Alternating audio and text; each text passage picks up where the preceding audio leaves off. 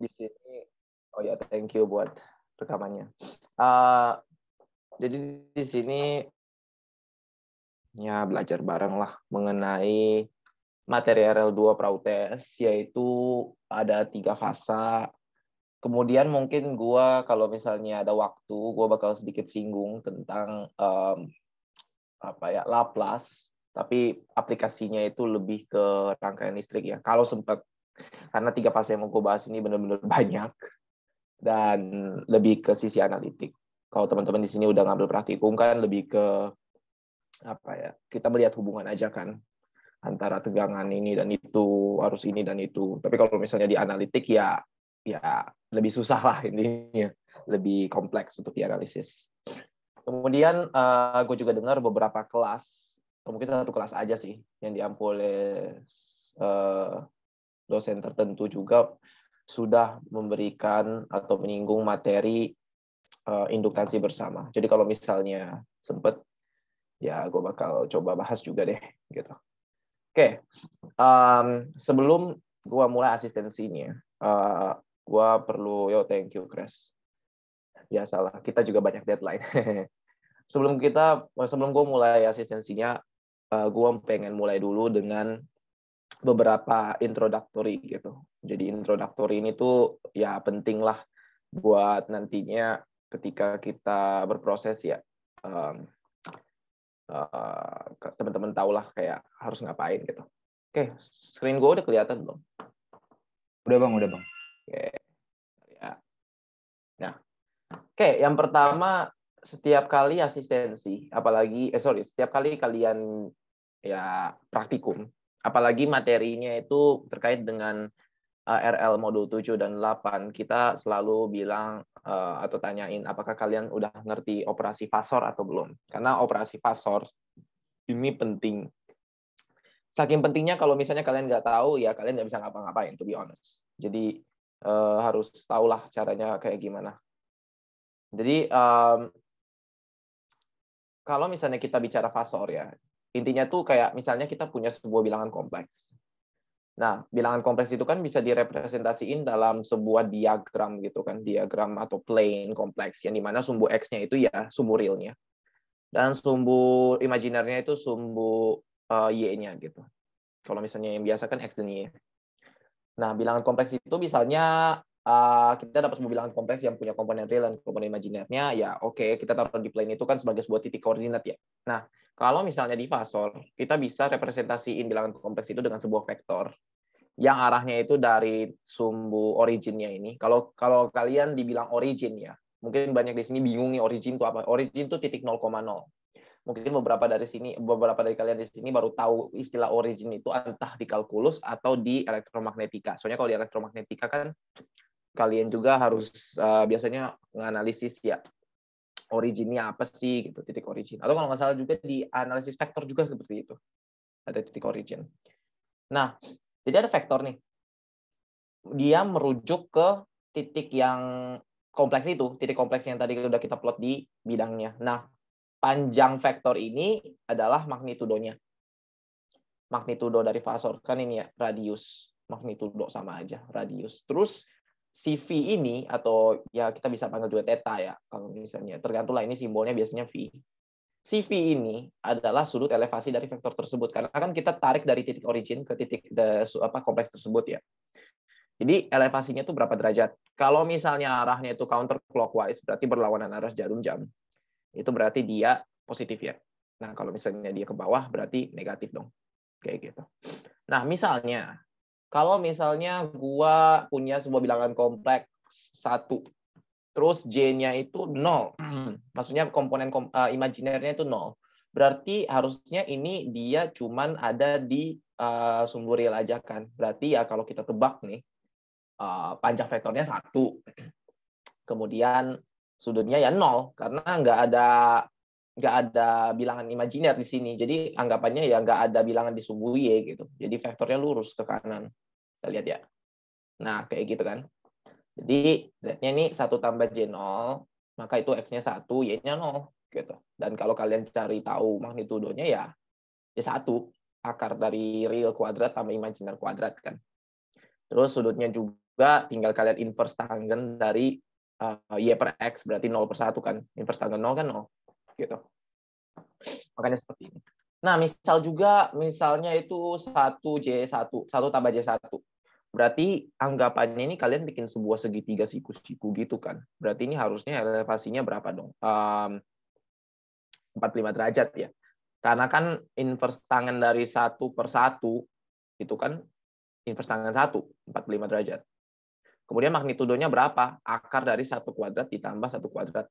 Atau 1 kuadrat ditambah 1 kuadrat diakarkan semuanya. Gitu. Convert. Nah, kayak gini. Jadi radiusnya ini akar 2, terus V-nya 45 derajat.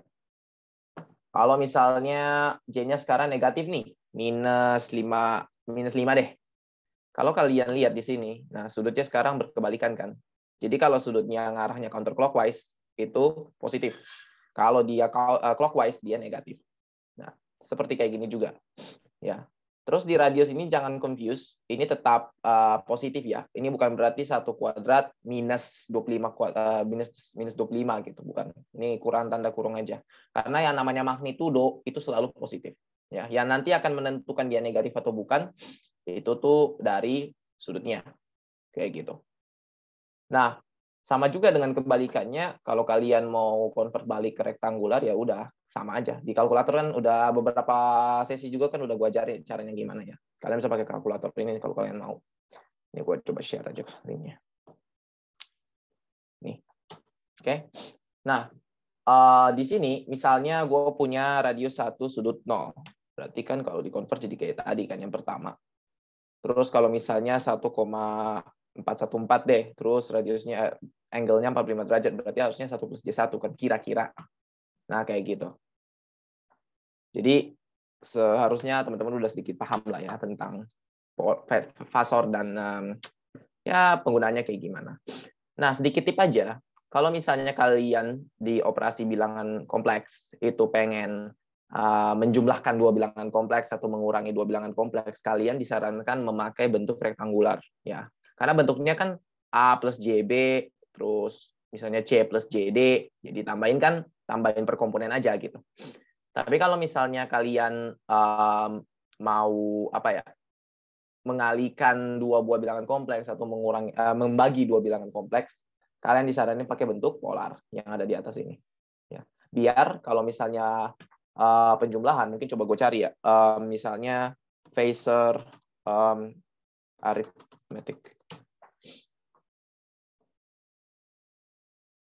Nah, ini ya, ini kan ada di itu ya di LDP kalian waktu kalian praktikum ya. Jadi kalau misalnya kalian penjumlahan, pengurangan, kalian disaranin pakai bentuk rektanguler. Tapi kalau misalnya perkalian pembagian, pakai bentuk fasor. Nah, kalau inverse tuh sama aja kayak kalian bagi bilangan kompleks itu satu dibagi dengan bilangan kompleks itu sendiri. Jadi nanti magnitudonya itu ya kebagi jadi 1/, tapi sudutnya juga jadi minus karena sudutnya yang pertama kan 0 dibagi dengan sudut yang misalnya A, berarti kan 0 minus A. Berarti kan minus A kan. Makanya sudutnya negatif di sini. Kemudian kalau misalnya kalian ambil akar pangkat kayak gini, ya magnitudonya diakarin terus sudutnya ini dibagi 2. Gampang kan? Terus yang terakhir ada kompleks konjugat. Jadi kompleks konjugat ini ya sebenarnya kalian tuh ngambil mirror aja, mencerminkan bilangan kompleks itu. Jadi kalau misalnya bilangan kompleks itu tuh ada di sini, di sumbu positif-positif nih. Nah, kalau kalian ambil konjugatnya, dia akan ada di bawahnya. Jadi dia dicerminkan terhadap sumbu real. Makanya R-nya ini tetap positif. Ya, maksudnya R-nya sama. Tapi sudutnya ini jadi negatifnya. Gitu. Karena kan kebalik aja tuh sudutnya. Kita ngambil ke bawah, bukan ngambil ke atas. Oke? Nah, kalau kalian lihat bentuk RE pangkat minus JP ini itu bentuk lain dari fasor. Ini sebenarnya bentuk eksponensial. Ya, kapan kalian gunainnya? Kalian akan lebih sering gunain ini di unpack dulu, ubah kompleks. Ya, karena ini menyinggung identitas-identitas dari sin hiperbolik, cos hiperbolik, tanggen hiperbolik, gitu-gitu. Yang menyangkut dengan hiperbolik. Makanya pakai bentuk ini. Karena direpresentasikan dengan bilangan eksponensial. Jadi kita tidak bahas ini. Ya, ini operasinya ada di LDP kalian. Jadi kalau kalian bingung, ya udah refer aja di sini. Dan ini udah tahu lah ya YouTube channel Mission Farm Vision yang udah gue bilang-bilang itu. Ya, ini bermanfaat lah buat kalian nonton juga. Videonya bagus-bagus kok. Oke. Itu untuk fasor ya.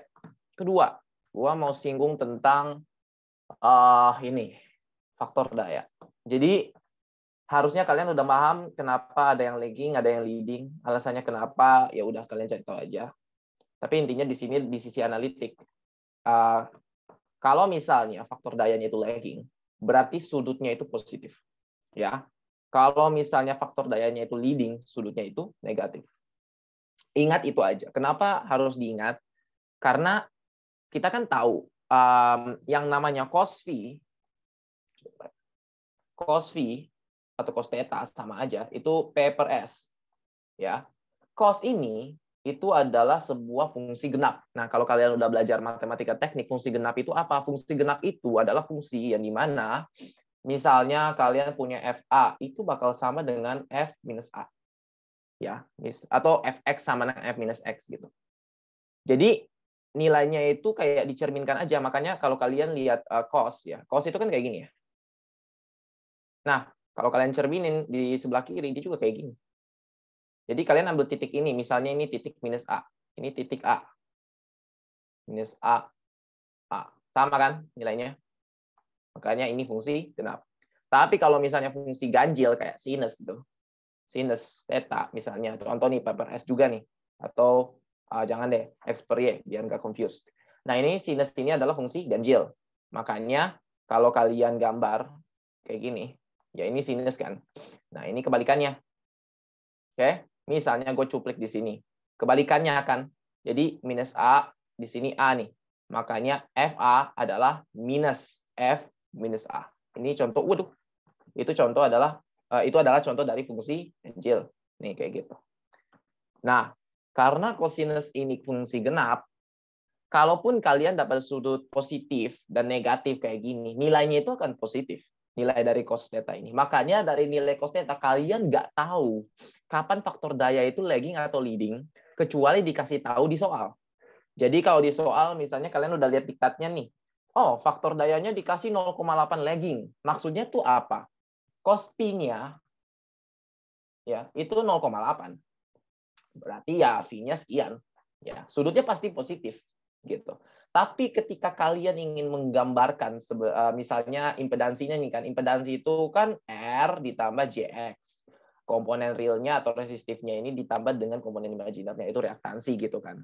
Nah, kalian nggak tahu nih reaktansinya positif atau negatif. Nah, positif atau negatifnya si reaktansi ini ditentukan oleh lagging atau leading. Jadi kalau misalnya dia itu lagging, berarti kan positif nih sudutnya. Berarti Q-nya juga positif. Berarti dia positif. Kalau misalnya dia negatif, ya sudutnya negatif kayak yang ini nih. Berarti Q-nya juga negatif gitu. Q ini dipengaruhi oleh reaktansi, sementara si P ini dipengaruhi oleh resistansi gitu. Makanya apparent power daya semu ini dipengaruhi oleh dua-duanya. Jadi nanti di soal ketika kalian lihat, oh ini tandanya gimana? Nah, tanda itu ditentukan oleh ini, lagging atau leading. Ya. Nah, gue nggak jelasin ini sih, kena in phase current, lagging current, leading current kayak gimana, kan itu lebih disinggung di listrik AC. Tapi yang perlu kalian ingat, ya, yang perlu kalian punya intuisi ya tentang hal ini adalah kalau misalnya kalian punya ya diagram faktor daya gitulah. Ini kan R, ini kan plus X, ini minus X kan. Nah di kuadran 1 ini, kuadran 1 kita kan ada 4 kuadran kan, kuadran 1, kuadran 2, kuadran 3, kuadran 4 gitu. Di kuadran 1 ini adalah untuk daya yang lagging. Atau dia itu induktif. Makanya sudutnya itu positif. Correct me if I'm wrong ya, kalau misalnya salah.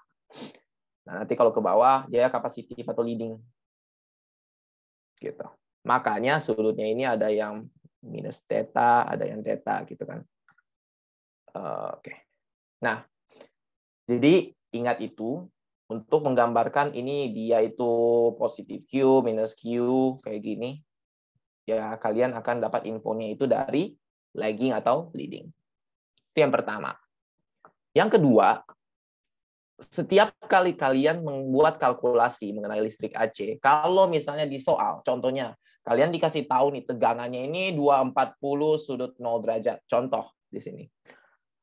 Tegangan ini udah berada dalam value RMS ya, kalau tidak disebutkan. By default selalu dalam bentuk RMS. Kecuali kalau kalian dikasih tahu bahwa VP itu 240 sudut 0 derajat. Kalian hati-hati sama P ini. P yang dimaksud itu adalah P yang ini. Oke, peak. Tapi kalau misalnya nggak dikasih tahu atau dikasih tahu itu RMS, berarti yang dimaksud itu yang ini. Oke, udah gue bilang kalau misalnya nilai RMS itu seakan-akan kayak kalian mengukur listrik AC, tapi apa kalian ingin nilainya itu seakan-akan kalian mengukur DC gitu. Kuantitasnya berapa? Kuantitas DC-nya itu ekuivalennya berapa? Makanya ingat bahwa VP adalah VRMS dikali akar 2. Ingat ini. Ya.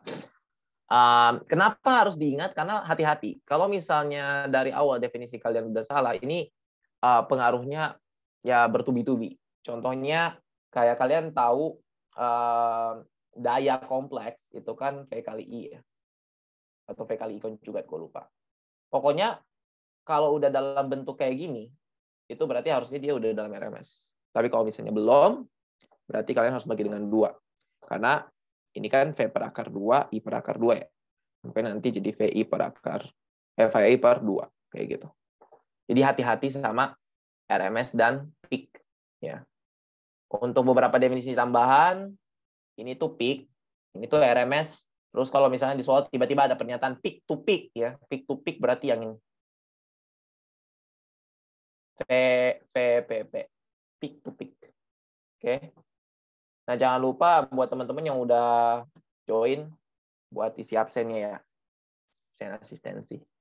Oke. Kita mulai ke soal-soalnya nih. Jadi, to be honest ya, karena kesibukan, jadi gue belum mempersiapkan secara formal lah soal-soalnya itu apa aja gitu, contoh-contohnya. Yang pasti, yang pertama gue dengar katanya ada request kalau tolong bang, soalnya jangan dari diktat deh. Jadi, I assume kalian udah baca diktatnya lah, walaupun sekilas. Kalaupun belum, ya udah gak apa-apa, kita pelan-pelan aja. Yang kedua, kalau misalnya kalian bingung di tengah jalan, langsung cut off aja, tanya gitu. Biar kalian paham. Oke. Jadi di bahasan pertama ini gua mau membahas 3 fasa. Jadi kita mulai dari yang simple dulu. Walaupun sebenarnya nggak simple-simple amat lagi, kita nggak akan pakai hubungan-hubungan yang kayak tegangan lain semangat tegangan fasa dikali akar 3 gitu-gitu. Tapi kita akan analisis ya. Analisis selayaknya kalian analisis rangkaian, pakai analisis node, analisis mesh gitu-gitu. Jadi ilmu yang udah kalian dapat di RL1 juga ke aplikasi, teraplikasikan di sini. Nah, kita mulai dengan soal yang pertama. Ya. Misalnya, kalian dikasih rangkaian 3 fasa nih. Terus sumbernya itu, jadi 3 fasa. Terus sumbernya itu 100 volt. Terus dia itu positive sequence. Ya. Terus kalian punya beban yang dia udah unbalanced. Nah, unbalance dengan spesifikasi yang nanti gue tunjukin lah kayak gimana. Tapi first of all kayak gini aja dulu. Berarti cara gambarnya gimana? Pertama 3 phase oke. Yang kedua bentuknya apa dulu? Di soal di specify kalau misalnya dia itu YY. Berarti sumbernya Y, bebannya juga Y, gitu kan. Kedua, dia itu sumber itu 100 volt masing-masing fasa dan dia berada dalam positive sequence. Kalau misalnya dia ada dalam positive sequence, berarti sequence-nya itu A, B, C. Ya. Kalau misalnya dia negative sequence, itu berarti A, C, B. Jadi kebalik. Maksudnya apa? Maksudnya itu gini. A, B, C. Nah, kalau positive sequence, dia geraknya kayak gini. Oke? Tapi kalau dia negative sequence, berarti dia geraknya kebalikannya. Kayak gitu. Mind my handwriting because it's really bad. Jadi kita akan mulai gambar rangkaiannya kayak gimana. Nah, 3 phase YY berarti kita gambar Y-nya dulu. Berarti ini Y nih. Karakteristiknya adalah dia punya satu ground yang sama. Ini sumber Y. Kalau yang kita praktikum itu sumbernya Y ya, guys. Nah, kemudian nggak dikasih tahu nih ada resistansi di lainnya atau enggak, atau impedansi lainnya, line impedance gitu. Kalau misalnya ada, berarti nanti bakal ada tahanan di line-nya yang akan mengatur atau meregulasikan gitu, arus pada line ini berapa. Kalau nggak ada, ya udah, nggak usah ditulis. Oke. Jadi kita masuk ke bebannya. Nah, bebannya ini kompleks gitu. Kalau di praktikum kan bebannya kita itu resistif doang ya, easy. Jadi kita nggak mempertimbangkan deviasi sudutnya gimana. Tapi sekarang beban kita ini kompleks. Oke. Nah, jadi ini YY ada 2 titik netral di sini kan. Jadi kalau misalnya kita mau bikin hubungannya ya ke sini, itu berarti kita akan menciptakan sistem 3 fasa 4 kawat. Kalau misalnya di soal dibilang sistem 3 fasa 4 kawat, berarti itu otomatis sudah YY dan dia ada kawat netralnya. Kalau enggak, ya bisa Y, bisa delta, kita nggak tahu. Gitu. Tapi nanti harusnya dispesifikasi di soal.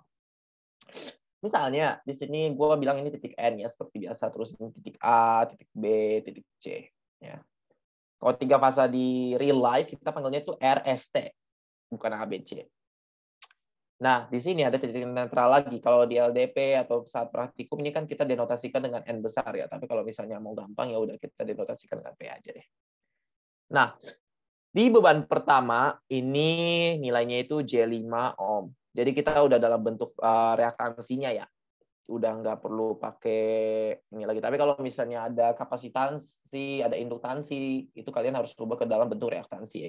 Ekuivalennya terlebih dahulu. Di sini juga ada 5 ohm, di sini juga ada 5 ohm. Oke, sekarang kalian diminta untuk nyari arus line ya. A ya, arus line. Terus yang B itu kalian nyari tegangan di masing-masing beban. Jadi di phase lah misalnya. Nah, kita mau nyari arus pada tiap-tiap line-nya ini. Nah, caranya tuh gimana? Pertama, kalian perhatikan di sini bahwa karena beban-bebannya ini udah beda ya. Berarti kalian nggak bisa nih ngaplikasiin hukum-hukum yang udah ada kayak misalnya tegangan line sama dengan tegangan fasa bla bla bla terus arus line sama dengan arus fasa kayak gitu. Jadi akan berbeda. Oleh karena itu kalian harus lakuin analisis seperti biasanya. Nah, analisisnya gimana? Ya sebenarnya ini based on experience aja sih. Kalau misalnya kalian udah nangkep analisisnya kayak gimana, harusnya udah easy lah. Nah, sekarang kita bakal analisis lah pelan-pelan. Pertama, sumber tegangan ini kan belum ada nilainya nih. Nah, udah dikasih tahu kan 100 volt dan sequence-nya itu positif, berarti ABC. Berarti maksudnya yang voltage A ini, AN, itu tuh 100 ya, 100 volt. Nah, sudutnya itu berapa gitu. Karena dia sequence-nya positif, berarti akan duluan ya. Berarti ini 0 derajat gitu. Oke. Baru kemudian disusul dengan B. Ya, disusul dengan B, berarti ini 100. Kita tahu bahwa 3 fasa itu separasinya itu 120 derajat kan. Berarti ini disusul B gitu, minus 120 derajat. Kemudian yang C ini juga 100, terus nanti dia menyusul B lagi, berarti sudutnya minus 120 derajatnya lagi gitu. Jadi bisa minus 240 derajat. Atau kalau misalnya kalian mau pakai sudut positif aja, minus 240 derajat sama dengan positif 120 derajat kan. Di 100 sudut 120 derajat. Sama aja. Gitu. Jadi kita pakai yang simple aja. 120 derajat. Nah, berarti kalaupun kita bakal ukur arus yang lihat di tiap-tiap line ini, kalau di praktikum, oke, arusnya mirip-mirip aja kan, mirip-mirip aja. Tapi kita belum menganalisis komponen sudutnya. Nah, sudutnya ini kalau misalnya bebannya ini resistif, pure resistif, sudutnya tidak akan terlalu berpengaruh karena tidak akan menimbulkan lag lead yang tadi udah gue singgung. Tapi kalau udah ada komponen imajiner reaktansi kayak gini, ini berarti akan ada efeknya gitu. Akan ada efek yang dimana dia akan membuat arusnya itu nge-lag. Ya, gue bisa bilang ini nge-lag karena J-nya positif. Kalau J-nya negatif, dia lead. Karena dia kapasitif. Kalau ini kan induktif ya jelas. Gitu. Jadi kalau misalnya sekarang kita analisis ya, caranya tuh gimana sih? Ya sebenarnya kalau di YY ini gampangnya ya kita pakai KCL aja nih. Kan ada node P di sini nih. Kita bisa pakai analisis node. Berarti kita ngukur di node P ini kira-kira gimana gitu. Ya, paling banter kita bakal ngukur tegangan di node P karena kita tahu tegangan di node N yang ini kan udah pasti 0 ya.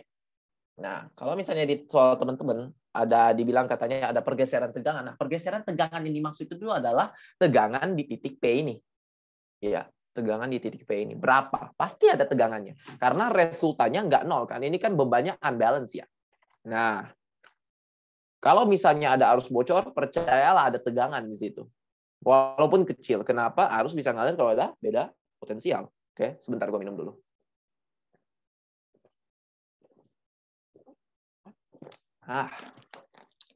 Jadi kita bakal mulai analisis. Pertama, untuk membuat analisis node, kalian cuman pakai hukum Ohm aja kan. Berarti ya udah I itu kan V per R ya. V per sigma R atau ya VA minus VB lah. Beda potensial gitu kan. Oke. Jadi kita lihat nih. Arus yang masuk di node P ini kan ada 3 ya.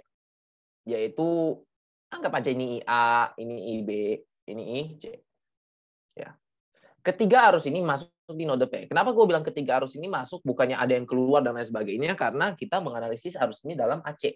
Kita nggak tahu nih dia bolak-balik mulu kan. Jadi kita nggak tahu dalam suatu waktu tertentu dia bolak-baliknya kapan. Nah, jadi nggak perlu khawatir karena ada deviasi sudut yang udah dicatat di sini. Jadi dia harusnya udah ketahuan lah dari situ mana arus yang akan masuk, mana arus yang akan keluar. Jadi kan ada 2 cara ya kita bikin KCL. Pertama, yang biasanya diajarin itu kan sigma I sama dengan 0 kan. Itu yang pertama kan kalau KCL. Berarti kalau sigma I sama dengan 0, berarti kalian pakai konvensi. Harusnya kalau masuk biasanya negatif nih. Kalau arus masuk itu negatif. In sama dengan negatif, out itu sama dengan positif gitu kan. Nah, ada juga cara kedua, yaitu biar gampang ya udah sigma I in sama dengan sigma I out. Berarti jumlah arus yang masuk sama dengan jumlah arus yang keluar dong. Jadi konvensi tanda nggak perlu dipakai lagi kan. Nah, yang akan kita pakai di sini adalah yang pertama. Kenapa? Karena untuk konvensi tanda itu udah diatur sama sudut-sudutnya ini. Kita nggak perlu confuse lah, karena nanti kalau kita convert ke bentuk rektangularnya, ketahuan mana positif, mana negatif gitu. Oke? Jadi sekarang gue rada flu. Jadi sekarang kita bakal nganalisis KCL seperti biasa. Nah, untuk KCL di rangkaian 3 fase ini, berarti kan kita pakai sigma I sama dengan 0. Atau IA ditambah IB ditambah IC itu sama dengan 0. Gitu ya. Nah, IA ini apa? IA ini adalah arus yang mengalir dari potensial A ke potensial P kan. Jadi VA minus VP. Oke. Terus dia ngalir melewati resistansi apa? Atau impedansi apa? Nah, dia cuma ngalir lewat J5 ini kan. Dia ngalir lewat J5. Oke. Terus IB ini ya udah sama aja VB minus VP kan, arus yang mengalir potensial B ke potensial P nih. Terus dia melewati resistansi apa? 5 ohm. Terus arus C berarti PC minus PP. PC minus PP dibagi dengan ini kan 5 ohm 5. Semuanya sama dengan 0 gitu. Sekarang kita coba dekomposisi nih persamaan biar gampang dianalisisnya. Berarti semua yang mengandung PP ini kita pindahin dah ke ruas kanan biar positif. Berarti VA per J5 ditambah VB per 5 ditambah VC per 5 sama dengan VP. Terus kita faktorin aja keluar semuanya. 1 per J5 ditambah 1 per 5 ditambah 1 per 5. Kayak gitu. Oke? Sekarang VA, VB, VC ini bisa kita masukin komponen-komponennya nih. Fasor kan? Nah, terus penyebut-penyebut yang ada di bawah ini bisa kita ubah dalam bentuk fasor juga. Gitu. Jadi VA itu tadi berapa? 100 sudut 0 derajat. Kan? Nah, J5 ini apa? J5 kalau kita gambar bidang kompleks gitu ya. J5 itu kan berarti dia ada di sini ya. 5. Ini kan J ya. Gitu kan? Berarti kalau kita tarik vektor fasor, ini kan sudutnya langsung 90 derajat kan? Berarti 5 sudut 90 derajat. Simpel kan? Terus VB. VB itu kan 100 sudut minus 120 derajat kan? Nah, 5 ini apa? Ya udah kayak tadi, tarik vektor, terus ini 5 kan? Di semua real. Terus nggak ada sudutnya kan? Berarti 5 sudut 0. Gitu. Jadi kalau misalnya dia cuma magnitudonya real kayak gini, berarti otomatis sudutnya 0. Terus yang ketiga juga sama. Berarti ini kan 100 sudut 120 derajat ya. Per 5 sudut 0 derajat. Gitu. Oke. Terus sama dengan nih, VP di samping nih. Nah, bentuk ini ya, kalau lu jumlahin semuanya, itu bakal jadi 0,4 minus 0,2 J, atau J 0,2 sama aja. Atau, ini kan berarti 2/5 kurang J 1/5 kan. Kalau lu ubah jadi bentuk fasornya, itu tuh bakal jadi sekitar 0,447. Sudutnya itu minus 26,57 derajat. Terus dikali dengan VP. Hampir aja. Oke. Jadi, udah dapat semua ini nih. Kita hitung. 100 bagi 5 berapa? 20 kan? Sudutnya berarti dikurangkan. 0 kurang 90 berapa? Minus 90 derajat. Tambah. 100 bagi 5 berapa? 20 lagi. Sudutnya sekarang berapa? Minus 120 dikurangi 0 kan? Berarti minus 120 derajat. Terus tambah lagi nih. 100 bagi 5 berapa? 20. Terus sudutnya berapa? 120 derajat. Karena 120 minus 0 kan? Oke? Baru nanti tuh VP-nya kita tulis lagi.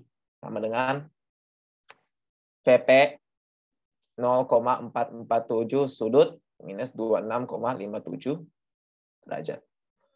Kalian perbiasakan nulis derajat ya, karena kalau misalnya kalian tulisnya tanpa ini, kalian nggak tahu nih dia derajat atau radian gitu, dan takutnya perhitungan kalian salah. Jadi buat make sure aja kalau perhitungan kalian tuh benar gitu. Nah, udah kayak gini kan, sekarang tiap-tiap bentuk ini kita harus jumlahin. Oke? Berarti untuk menjumlahkannya kan gampang ya, tinggal kita ubah ke bentuk bentuk rektanguler gitu. Jadi kita balik sini deh, contoh.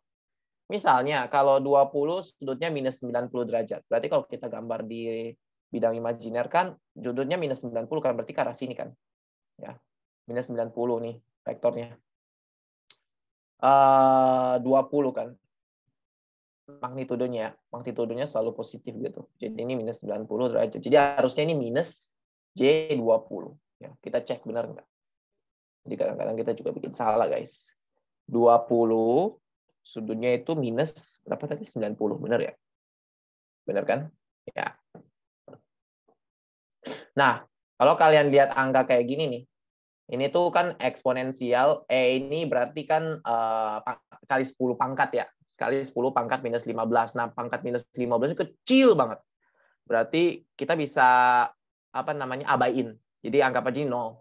Ya, makanya di sini minus J20. Oke? Dia kayak gini. Ya. Terus ditambah nih, 20 sudutnya minus 120 itu berapa sih? Berarti tulis aja nih. 20 terus sudutnya minus 120 nih kan. Tuh. Minus 10 minus J 17,321. Jadi bentuknya kayak gini. Minus 10 minus J 17,231 ya tadi. 321. Oke. Baru kita tambah lagi 20, tapi kali ini sudutnya positif kan. Nah, kebalik. Ini kan karena sudutnya positif, berarti kan bilangan imajiner kan berubah tanda aja nih. Kalau realnya tetap gitu.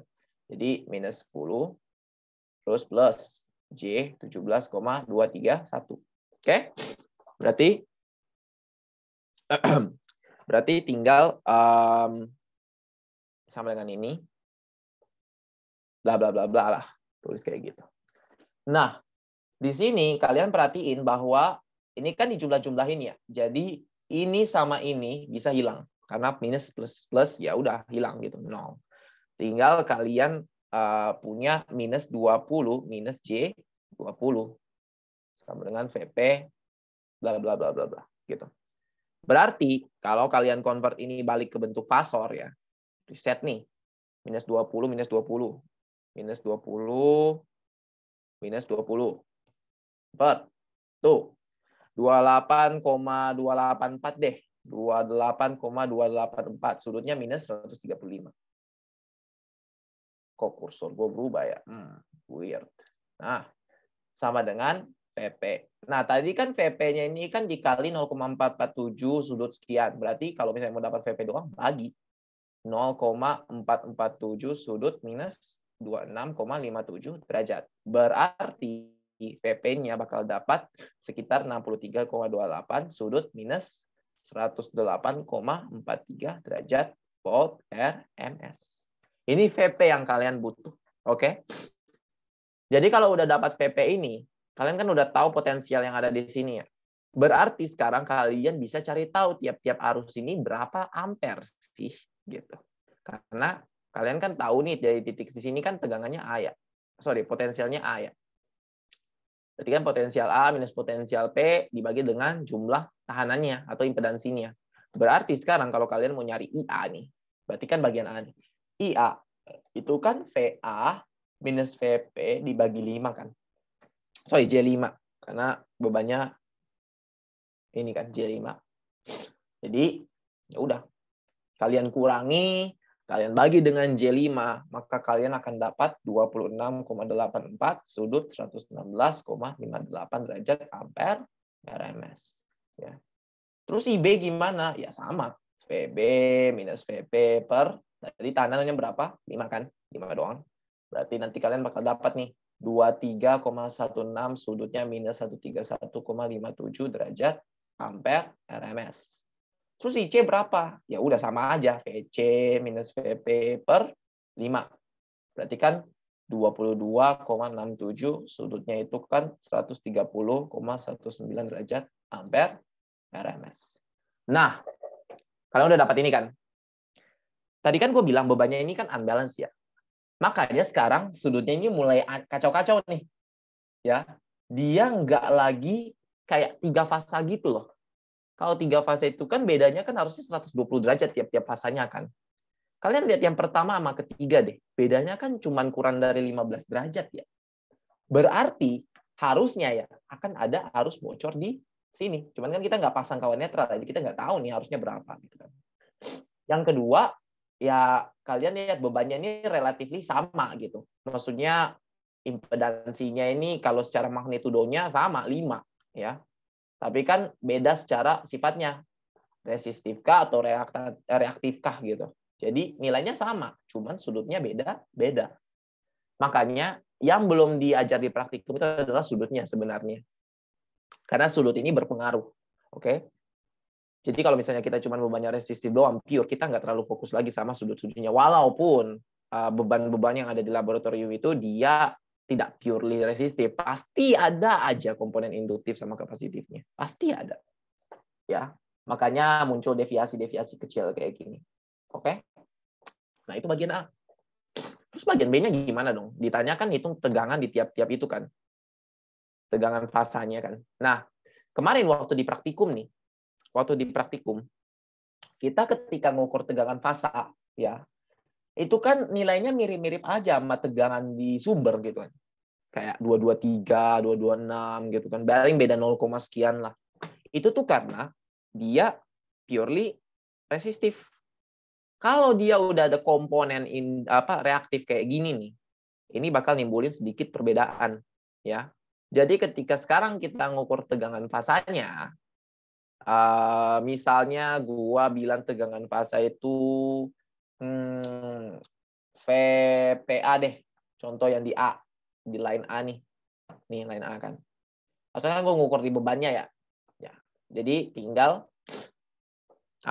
VA harusnya sama kan, minus VP. Nah, kenapa minus VP ini? Ya, pertama, ini kan tegangan kalau kita ngukur di sini sama aja kita ngukur beda potensial antara titik A dan titik P kan. Tegangan di fasa kan. Yang kedua, kalau misalnya bebannya ini kecil, berarti dropnya nggak gede dong. Kalau dropnya gede, berarti bebannya besar, gitu kan. Nah, makanya di lab itu tuh bebannya nggak berkurang, pembebanannya itu nggak membuat tegangannya itu drop too much gitu. Kenapa? Pertama, listriknya ini disuplai sama generator. Jadi generator akan mengkompensasi drop dari tegangan yang ditimbulkan oleh beban. Yang ini kan. Yang kedua, paling perbedaannya nanti adalah di sudut. Contohnya, harusnya kalau bebannya resistif, nilainya ini mirip-mirip aja, tapi kan sudutnya kita nggak perhatiin ya. Nah, harusnya sudutnya itu mirip-mirip aja 0 derajat. Tapi nanti gara-gara komponen imajiner kayak gini, dia akan nimbulin yang namanya perbedaan sudut juga dong. Berarti PA minus VP berapa? Itu kan 100 sudut 0. Ya. Dikurangnya dengan VP-nya. Mana tuh VP? Tuh. 63,28 sudutnya minus 108,43 derajat. Nah, nanti kalau kalian hitung-hitung nih, itu tuh nanti hasilnya kira-kira 134,18 sudutnya itu 26,58 derajat. Ya. Minus, gua kasih tanda kurung. Nah, kalian bisa lihat kan sekarang nilainya beda. Karena bebannya ini udah nggak balance, ada komponen komponen reaktifnya juga pula gitu. Jadi sudutnya juga ke effect. Nah, tinggal VPB, VPC gitu. Sama aja kayak tadi. Berarti ini kan VB minus VP. Ini kan VC minus VP. Berarti nanti kalau kalian hitung-hitung nih, ya, yang VPB kalian bakal dapat 115,78, sudutnya minus 131,58 derajat volt. Oh iya, lupa satuannya, PRMS. Sementara yang VPC, ini kan berarti nanti dapatnya 113,37, sudutnya ini 130,19 derajat volt RMS. Oke? Nah, kalau kalian perhatiin di sini, ini deviasinya masih sekitar 120 derajat, walaupun dia udah nggak sekitar lagi. Dan kalau kalian perhatiin, magnitudonya ini ya agak berbeda di fasa A ya. Kalau di fasa B dan fasa C, magnitudonya mirip-mirip aja, 100 sekian gitu. Jadi kalian bisa lihat sekarang bahwa efek pembebanan yang ada di sini akan menimbulkan ketidakseimbangan yang kita bilang unbalance itu, unbalance load. Nah, unbalance load ini ngefeknya di mana? Line, terus phase-nya juga kayak gini. Ya. Jadi kalau misalnya praktikumnya harusnya lebih kompleks gitu ceritanya, ya harusnya pembebanan ini ngefek semuanya gitu. Tapi karena praktikumnya kita buat kemarin cuman resistif doang, jadi ya yang kalian analisis itu ya cuma hubungan apa? Hubungan voltage fasa atau voltage line ya, atau arus line, arus fasa gitu kan. Jadi dia nggak terlalu memberi efek yang too much lah, too drastic. Oke, satu nomor dulu ini. Ada yang mau nanya nggak? 10.58 gue lanjut.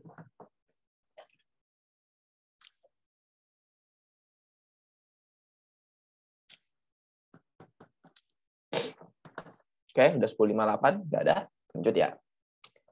Sekarang, tadi kan kita udah lihat-lihat Y ini kan. Coba deh kita lihat delta deh. Ya, nggak mungkin kalian kayak pikir, oh kalau Y gampang nih analisisnya. Tapi kalau delta analisisnya gimana ya? Kayaknya bakal bikin susah deh, gitu kan. Nah, sekarang kita lihat deh delta. Misalnya dikasih tahu rangkaiannya tuh kayak gini. Kita punya beban rangkaiannya delta, ya, berarti sumbernya delta, bebannya delta. Terus kita diminta nyari arus fasa. Arus fasa yang kedua itu arus line kan. Nah, rangkaiannya kayak gimana? Rangkaiannya kayak gini.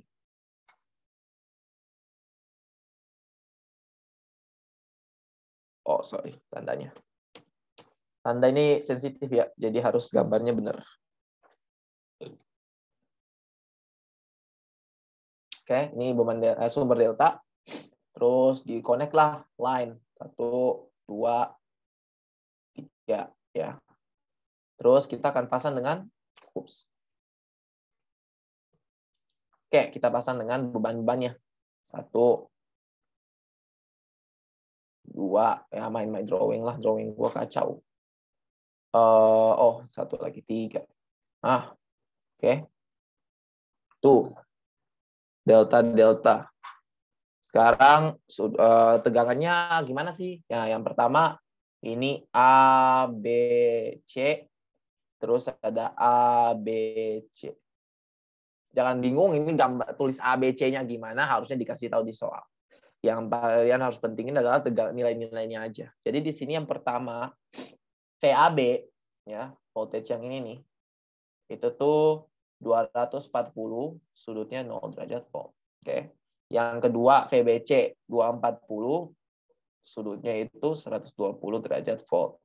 Yang ketiga VAC 240, sudutnya minus 120 derajat volt.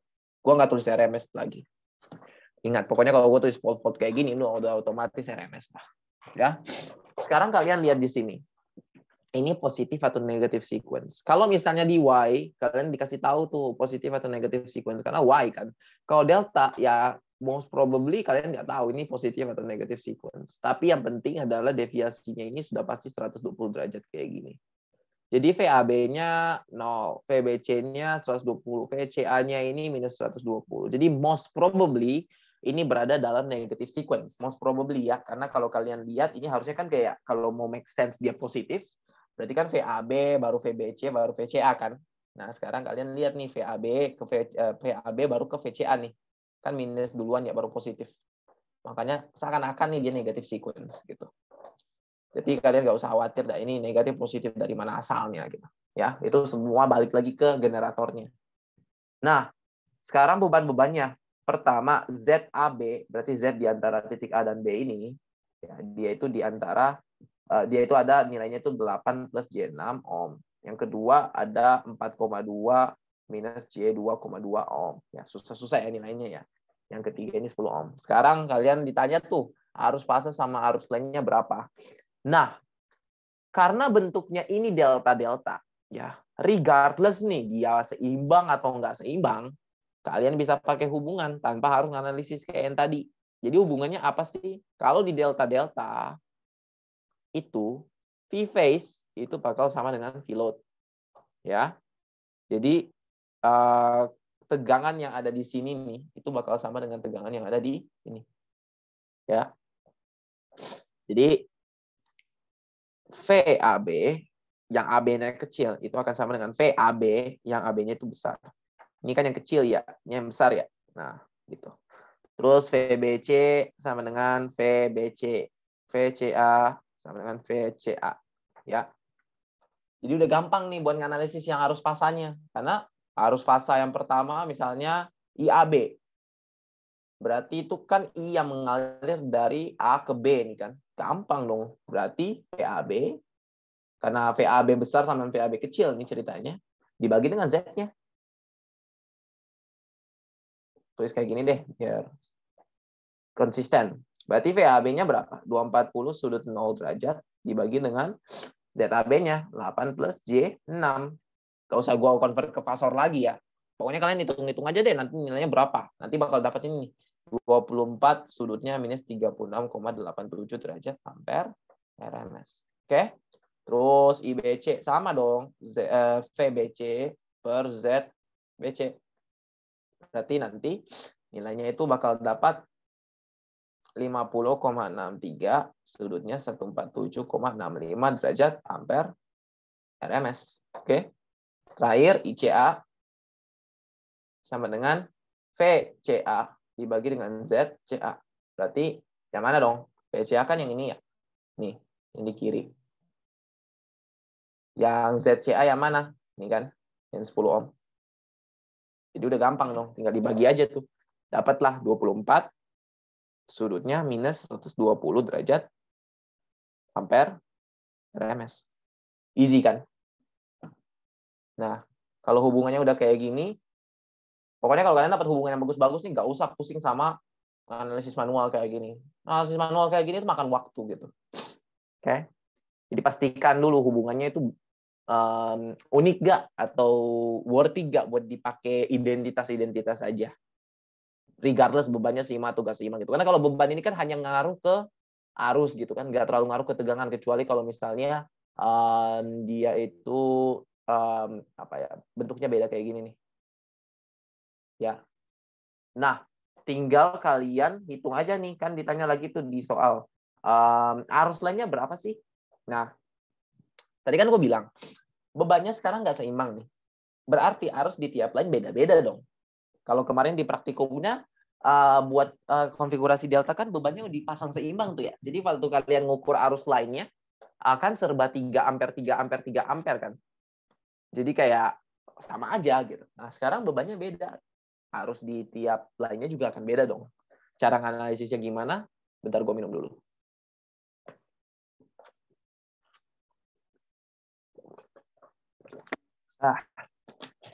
Biasa guys, haus. Oke. Jadi gini. Misalnya kalian mau ngukur arus yang ada di AB. Kalau kemarin di praktikum itu kan, gue ganti warna deh biar kalian bisa lihat. Misalnya kita mengukur arus yang ada di AB nih.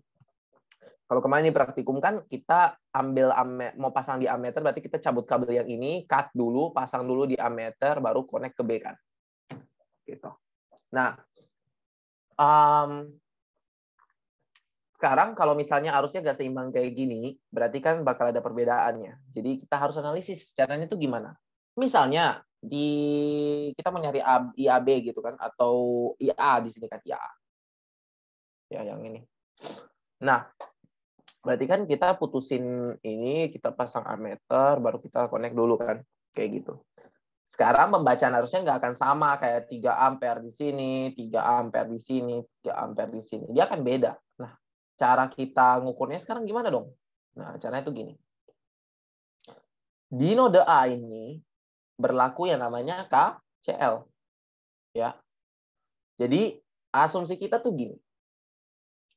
Arus kan masuk di sini ya, di kawat AA ini. Terus arus juga masuk di kawat CC. Berarti kan bakal ada arus, asumsi aja. Kita yang penting selama analisis KCL itu selalu konsisten aja gitu. Anggap arus ICA ngalir masuk ke node A. Anggap arus A ini lagi masuk gitu kan. Berarti arus yang AB ini anggap aja keluar. Contoh ya. Terserah kalian mau balik juga nggak apa-apa karena ini kan AC ya. Jadi polaritas nggak akan terlalu berpengaruh. Nah, sekarang kalian tahu di node A ini berarti ada arus yang masuk, ada arus yang keluar kan. Berarti kita pakailah KCL. KCL di A berarti sigma I in sama dengan sigma I out nih ceritanya. Berarti yang masuk apa? IAA ditambah dengan yang masuk lagi nih, ICA. Yang naik nih, ICA. Berarti dia bakal sama dengan IAB yang keluar nih. Yang keluar kan. Konvensi aja. Kita bisa bilang tiga-tiganya yang masuk juga nggak apa-apa. Karena nanti juga yang akan ngatur arahnya itu kan sudutnya ya. Jadi nggak masalah. Tapi ya biar intuisinya nangkep, ya udahlah kita pakai kayak gini juga. No problem. Berarti IAA ini bakal sama dengan IAB minus ICA. Nah, kita udah dapat IAB dan ICA nih kan. Jadi udah gampang dong. Tinggal berapa tuh IAB? 24. Sudutnya itu kan minus 36,87 derajat. Terus kita kurang lagi nih 24. Sudutnya berapa? Minus 120 derajat. Ya udah dia dapat IAA. Berapa tuh? Sekitar 31,85, sudutnya 11,56 derajat ampere RMS. Easy kan? Nah, nanti kalau misalnya kalian ngukur di node B, sama juga. Ya. Jadi di node B, sekarang kan IAB-nya masuk nih. Berarti kan IAB. Ya. Terus ditambah lagi harusnya masuk nih. Di sini ya. IBB nih. BB. Berarti IBB. Sama dengan yang keluar apa dong? Misalnya IBC. Ya.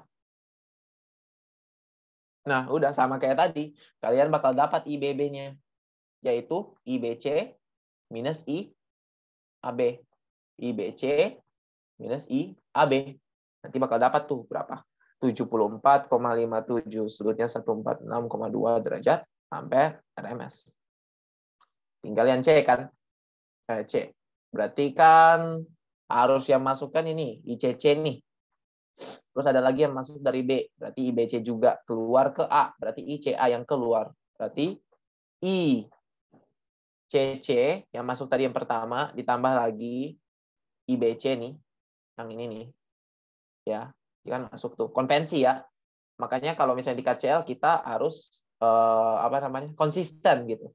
Kalau kita udah atur tanda kayak gitu, jangan ubah-ubah di tengah jalan karena nanti hasilnya salah gitu. ICC ditambah IBC itu akan sama dengan yang keluarkan ICA tadi. Nah, nanti dapat tuh ICC sama dengan ICA minus IBC. Udah dapat mana tuh ICA? ICA sekian nih, 120 minus 120. Terus IBC berapa? 50,63 sudut sekian tuh. Udah dikurangin aja pakai kalkulator gitu kan. Dapat tuh 56,91, sudutnya adalah minus 57,2 derajat ampere RMS. Selesai deh. Gitu kan? Ada yang mau nanya nggak? Sambil gue minum. Kalau nggak ada, gue akan lanjut ke analisis 3 fase yang agak rumit.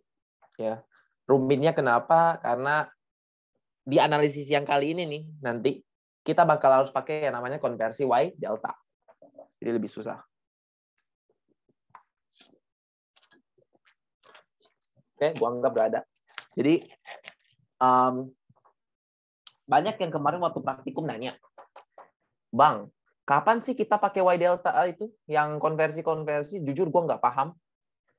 Nah, kita pakai konversi Y delta itu kalau misalnya nih, kalian mau nganalisis gampang nih kan. Maksudnya kayak kalau Y, delta, delta, ini kan gampang ya. Kalian bisa pakai hubungan-hubungan yang udah ada nih, kayak contohnya yang kayak gini. Tapi kalau misalnya rangkaiannya Y delta atau delta Y, nah loh itu gimana ya? Kayak yang kemarin kita pakai analisis delta kan, kok harusnya awalnya 1 ampere kok jadi 3 ampere ya? Kok bisa kayak gitu sih? Nah, itu memerlukan analisis Y delta. Ini yang rumit, ya. Bentar, gue cari dulu soal Y delta-nya itu ada di mana.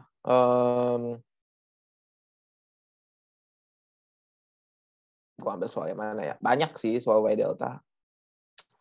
Oke, kita ambil satu deh, biar gampang. Jadi misalnya nih, sekarang kita mau menganalisis rangkaian 3 fasa. Kali ini lebih kompleks lagi, lebih gargantuous lagi. Misalnya kalian dikasih sekarang rangkaian Y delta nih. Gue ganti warna dulu deh.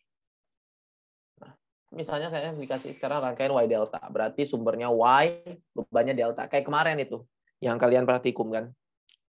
Nah, oke, sudut nilai-nilainya ya berapa? 3 fasa, 240 volt, RMS, terus positif sequence ya. Terus beban-beban deltanya nanti speknya gimana, nanti gue spesifikasiin. Ya. Terus udah pasti dia unbalance kan. Nah, ditanya nih, A, arus lainnya berapa? B, dayanya berapa? Daya kompleks ya, S. Karena kan kompleks gitu. Jadi berapa sih dayanya totalnya? Nah, sekarang rangkaiannya kayak gimana dulu nih? Rangkaiannya kayak gini. Kan Y ya sumber. Oke. Oke. Nah, tadi waktu di pertama itu kan nggak ada impedansi lainnya. Sekarang ada nih impedansi lainnya. 1, 2, 3. Ya. Misalnya impedansi lainnya kita anggap equal aja deh. 2 plus J3 ohm. 2 plus J3 ohm. 2 plus J3 ohm. Ya, jadi dia equal. Terus sekarang bebannya ini delta. Nah, lo gimana nih? 1. Ya. Gue pisahin dikit. Wah, ini bentuknya delta ya. Jangan hal confuse karena ini 1 node gitu ya. Gue pisahin dikit karena ada maksudnya.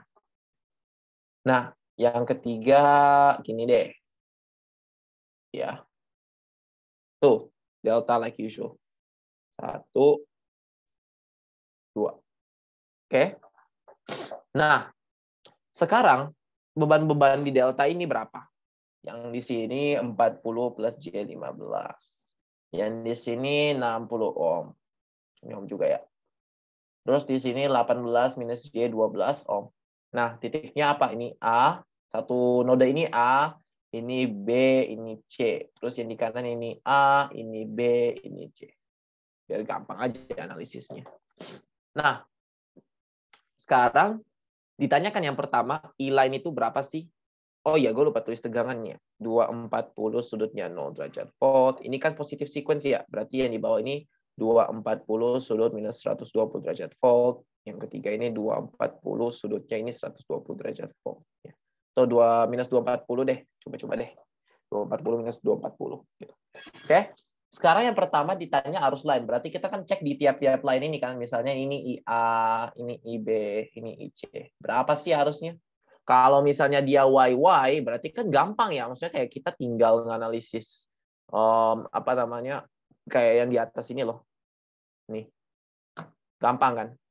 Ya, udah harusnya tinggal potensial ini kurang potensial ini bagi sama resistansinya. Dapat tegangan P dulu, baru kita dapat arusnya nanti berapa. Sekarang delta nih, gimana dong cara analisisnya? Nah, kalian sebenarnya bisa analisis langsung, gitu. Pakai hubungan-hubungan yang udah ada di buku Sadikut. Nanti cari tahu aja di halaman berapa. Tapi nanti bentuknya itu kayak gimana ya? Kok nggak tahu masih simpan atau enggak. Kayaknya nggak ada. Jadi ya udahlah. Tapi kalau misalnya kalian masih kekeh nih, kalian mau analisis kayak gini aja deh, kan gue lebih ngerti kayak gini. Nah, disinilah dimana konversi Y delta itu bermanfaat. Jadi, gue ganti warna nih. Gue akan bikin rangkaian Y equivalent-nya gitu. Jadi, pasang sini nih. 1, ya, 2, itu 3. Oke, ini Y equivalent-nya. Ya. Berarti kan anggap nih, ini A, ini B, ini C kan. Sekarang ngitung A, B, C-nya ini gimana dong? Gitu. Nah, kalian tahu kan kalau misalnya di rangkaian kayak gini. Ya. Ini terus ada yang Y-nya 2, 3. Ya. Kalian mau ngitung nih. Kalau misalnya kalian dikasih beban delta, apa ya? Misalnya titik A, ini titik B, ini titik C nih kan. Terus kalian mau ngitung nih, X, Y, Z. Nah, ZX ini berapa sih? Buat kalian ekuivalenin gampang. Kalau misalnya di Y, kalian tinggal pakai, dari delta ke Y nih, delta ke Y. Kalau kalian mau cari Y ekuivalennya, gampang.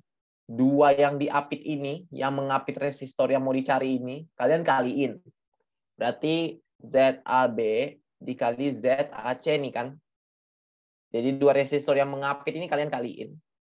Terus kalian bagi dengan jumlah ketiganya. Udah kan? Berarti ZAB ditambah ZBC ditambah ZCA atau AC juga sama. Udah deh, kayak gitu. Berarti kalau misalnya ZZ yang ini nih, berarti kan apa? Yang mengapit ini kan BC sama AC kan? Kalian kaliin. ZBC, ZAC, bagi nih. Dengan jumlah-jumlah ketiganya. Berarti ZAB tambah ZBC tambah ZAC. Oke? Itu kalau delta ke Y. Kalau Y ke delta tuh gimana? Contoh nih, kalian mau nyari sekarang ZAB. Ya, ZAB. Nah, kalian kan dikasih tahu nih, X, Y, dan Z nih kan ceritanya nih. Sekarang kalian mau nyari dari Y ke delta. Kalian nyari ZAB-nya gimana? Gampang. Caranya, kalian bikin perkalian kombinasi. Ya.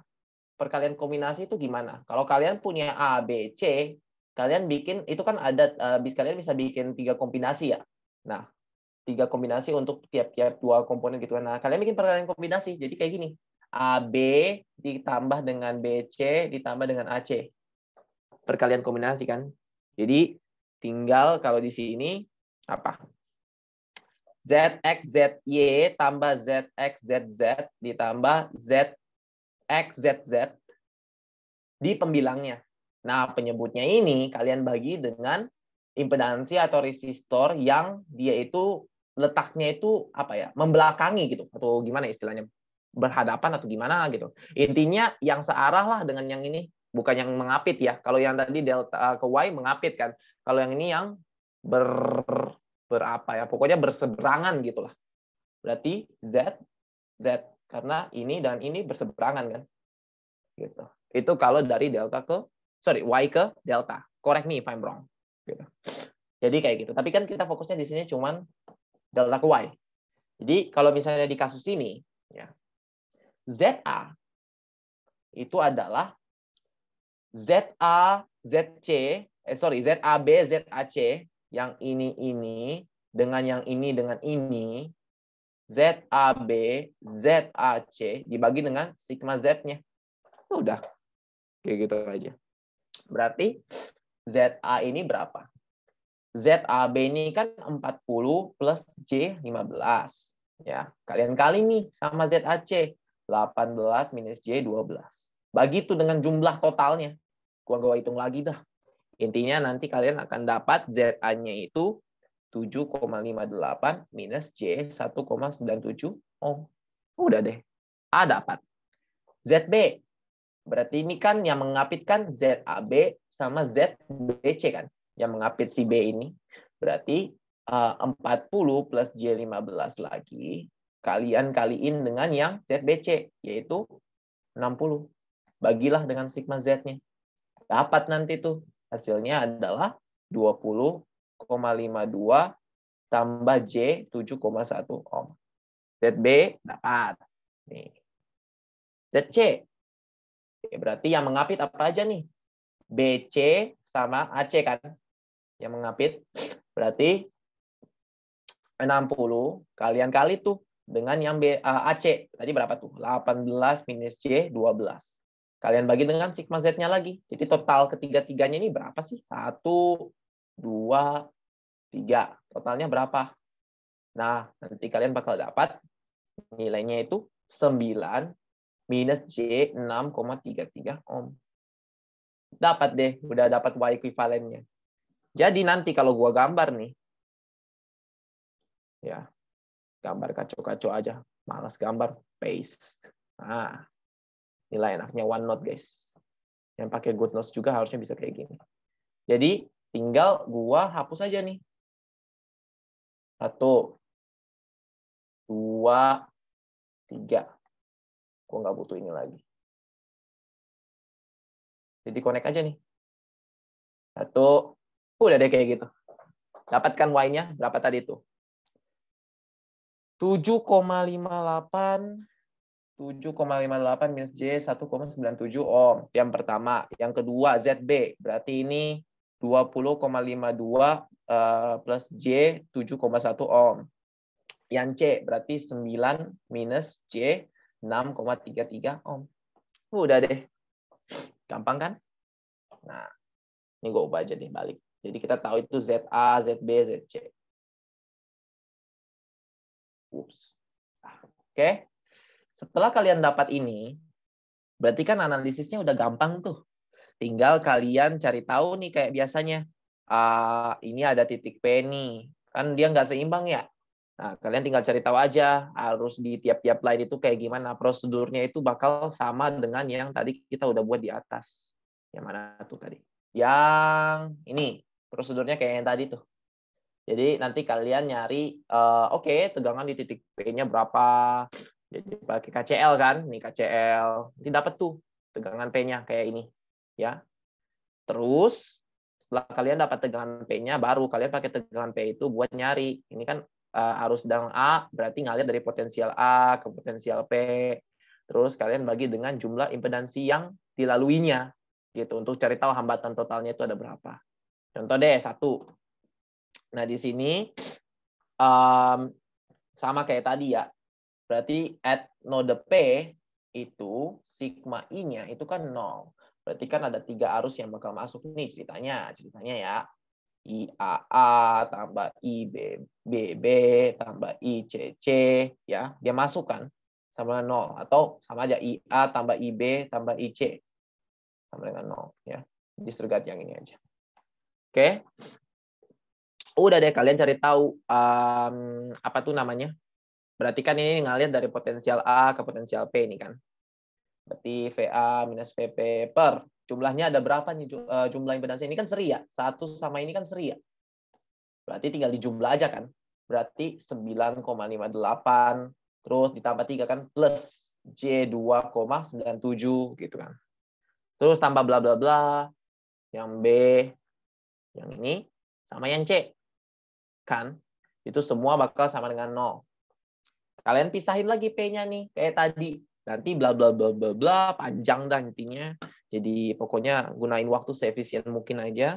Kalian bakal dapat nanti VP-nya adalah 27,53. Sudutnya itu 75 derajat. Volt RMS. Ya, berarti di titik P ini kalian udah dapat potensialnya. Sekarang kalian udah bisa nyari arus-arus lainnya. Berarti nanti IA, ini gue kasih tanda ke sini aja biar nggak bingung. IA itu berarti kan VA minus VP dibagi dengan ya Z AA deh. Berarti kan Z dari A ini ke A ini kan. Oh, ZAA lagi. ZAP. Biar ngalirnya sampai ke P. Gitu. Nih, udah kan? Berarti kan sama aja kayak tadi kan. VA-nya berapa? 240 sudutnya 0 derajat. Dikurangi VP-nya. 27,53 sudutnya 75 derajat. Bagi tuh ZAP. Berarti ini kan 2 tambah J3. Yang ini kan 7,58 minus J 1,97. Kalau dijumlahin kan jadi kayak gini. Berarti bagi lagi kayak tadi tuh.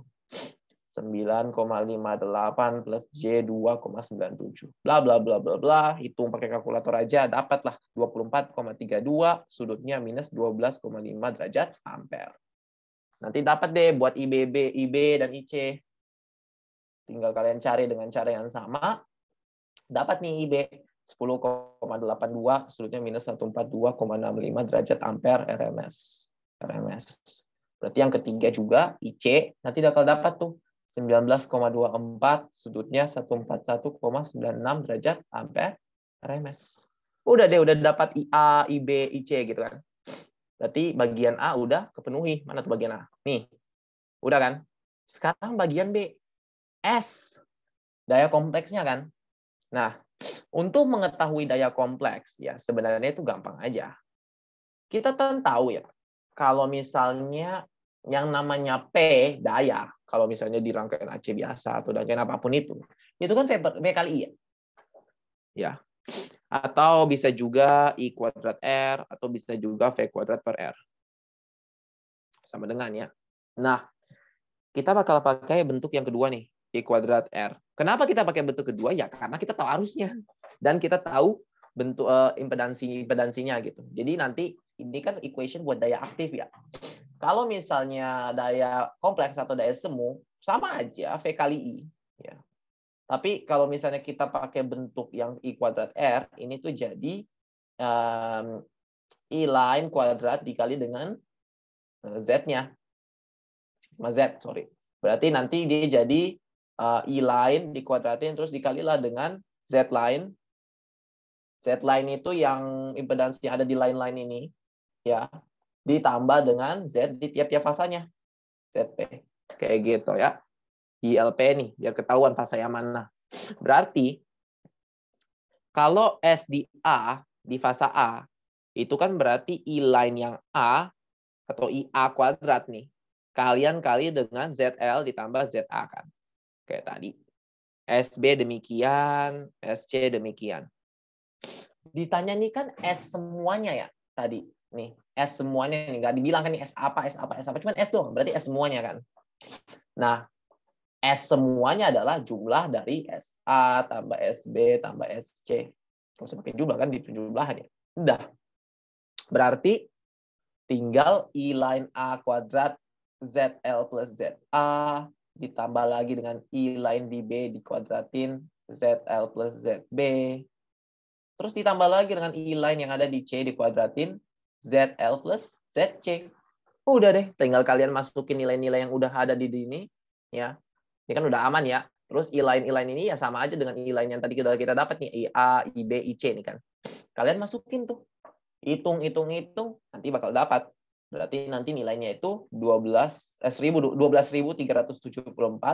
plus J 559 volt ampere. Karena kan daya kompleks ya. Nah, kalau misalnya di soal ditanya nih, total daya aktif, total daya reaktif. Kalau udah dapat daya semu udah gampang. Karena yang ini kan aktifnya. Ini kan reaktifnya. Udah deh. Atau daya reaktif, benar. Berarti daya aktifnya ini berapa? 12,4 deh. 12,4 kilowatt. Berarti daya reaktifnya ini ya taruhlah 560 kilo volt ampere reaktif. Kafar. Gitu ya. Oke. Ini untuk kalkulasi daya ya. Nah, kalkulasi daya ini bentuk soalnya jarang sih. Kalau misalnya dalam bentuk rangkaian kayak gini. Bentuk soalnya itu biasanya deskriptif. Ya, nanti habis ini gue tunjukin soal deskriptif doang, nggak ada rangkaian-rangkaiannya kayak gimana penyelesaiannya. Nah, buat yang ini apa ada pertanyaan? Bang, mau tanya. Boleh. Gue masih bingung penggunaan kayak VPAS kalau nggak IPAS sama ILAN di perhitungan tuh pas di mana ya Bang? Oke. Kalau misalnya kamu punya, pertama gue tanya dulu, lu udah tahu kan E-line E-Face itu yang mana, V-line V-Face itu yang mana, tahu kan? Tahu Bang. Oke. Gimana tadi? Tahu atau nggak tahu? Tadi gue nggak Tahu dengar. tahu. Tahu. Oke.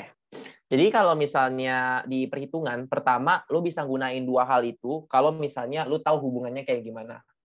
Jadi contoh, kayak yang Y ini nih. Y ini kan berarti E-line-nya kan sama dengan E-Face ya. Bener kan? Berarti kalau misalnya lu mau hitung kayak daya yang didisipasikan gitu kan, baik dalam transmisi maupun udah masuk ke bebannya, ini kan gampang ya, karena ini tuh berlaku untuk dari sumbernya sampai ke titik temunya di sini, titik P. Nah, kalau lu mau nyari arus atau pembebanan pada fasanya doang nih, tanpa lu mempertimbangkan impedansi yang ada di tiap-tiap lainnya ini, itu tuh lu lebih disaranin pakai E-Face doang. Kalau misalnya di Y, dihubung Y, itu kan berarti E-line sama dengan E-Face. Berarti kan harusnya dia mirip-mirip aja dong disipasi dayanya. Karena kan biasanya impedansi di line ini kecil ya, dibandingkan sama impedansi yang ada di sini. Nah, kalau misalnya tegangan gimana? Kalau misalnya tegangan ini lebih applicable di hubung delta. Mana tuh? Nih, kan kalau misalnya lu lihat hubung delta kayak gini kan lu bakal bingung kan, ini tegangan ini sama ini berapa ya? Nah, lu perhatiin di sini. PAC kan sama dengan PAC di sini kan. Kenapa? Karena ya V-line kan kita tahu di hubungan delta-delta kan V-line sama dengan V-phase ya. Nih. Berarti kalau misalnya tegangan antara line A dan C ini bakal sama dengan tegangan antara A dan C ini kan di beban antara A dan C kan. Berarti lu bisa pakai ini buat ngukur apa? Ngukur arus yang ngalir di AC ini, di titik A dan di antara titik A dan titik C ini. Jadi lebih gampang. Ini gue pakai mouse pointer deh biar kelihatan. Nggak bisa ya. Oke, ini harusnya. Oke, jadi kelihatan nih. Ini kan V-line sama dengan V-phase. Jadi sama dong. Nah, hubungan-hubungan itu dipakai. Contohnya di delta kayak gini juga. Kalau misalnya di Y delta kayak gini nih, sebenarnya dipakai, bisa.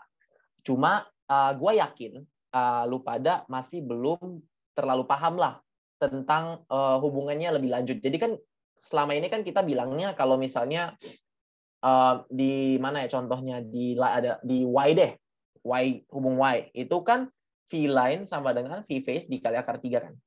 Tapi kan lu nggak tahu ya kalau misalnya ini masih kurang, masih ada lagi minus 30 derajatnya. Nah, karena ini kan penurunannya vektor ya, yang gue nggak jelasin. Tapi kalian bisa carilah penurunannya online kayak gimana. Atau kalian baca buku Sadiku deh. Cara penurunan di mana. Intinya itu dia pakai vektor gitu ya. Dan kalian nggak mau berkecimpung dengan vektor-vektor ini kan. Jadi, ketika kalian menggunakan hubungan-hubungan kayak gini, sebenarnya menggampangkan. Cuman ya kalian jangan sampai get fooled aja. Karena hubungan-hubungan ini bisa aja tidak berlaku untuk beberapa rangkaian tertentu gitu. Maka, apalagi rangkaiannya yang nggak balance ya. Harus kalian analisis. Jadi kalian pakai hubungan yang simple aja, yang line, fasa, gitu-gitu. Maksudnya biar ketika nanti kalian analisis, kalian udah punya intuisi gitu buat kayak, oh, gua harus gimana ya kalau rangkaiannya kayak gini gitu. Kalau contoh kayak nanti di delta ini kan lu jadi bingung ya. Ini kan gue mau ngukur E-line ya, sementara bebannya delta gitu. Kayak nanti gue ngukurnya gimana ya? Kayak bingung aja gitu kan, E-line terus jumlah beban di sini berapa yang bakal batasin E-line ini gitu. Makanya diubahlah ke Y gitu. Nah, tapi tetap dengan lu menggunakan hubungan yang kayak tadi. Lu tahu bahwa E-line di Y itu sama dengan E-phase kan. Berarti kan analisisnya jadi gampang dong. Lu udah jadi tahu tiap arus yang ngalirnya itu berapa gitu. Kayak kalau delta tadi yang kayak gue bilang, lu bingung nih kayak tegangan di AC berapa ya? Gue bingung banget. Nah, ketahuan kan kalau misalnya di delta tegangan lain kan sama dengan tegangan fasanya kan. Fasanya kan AC nih.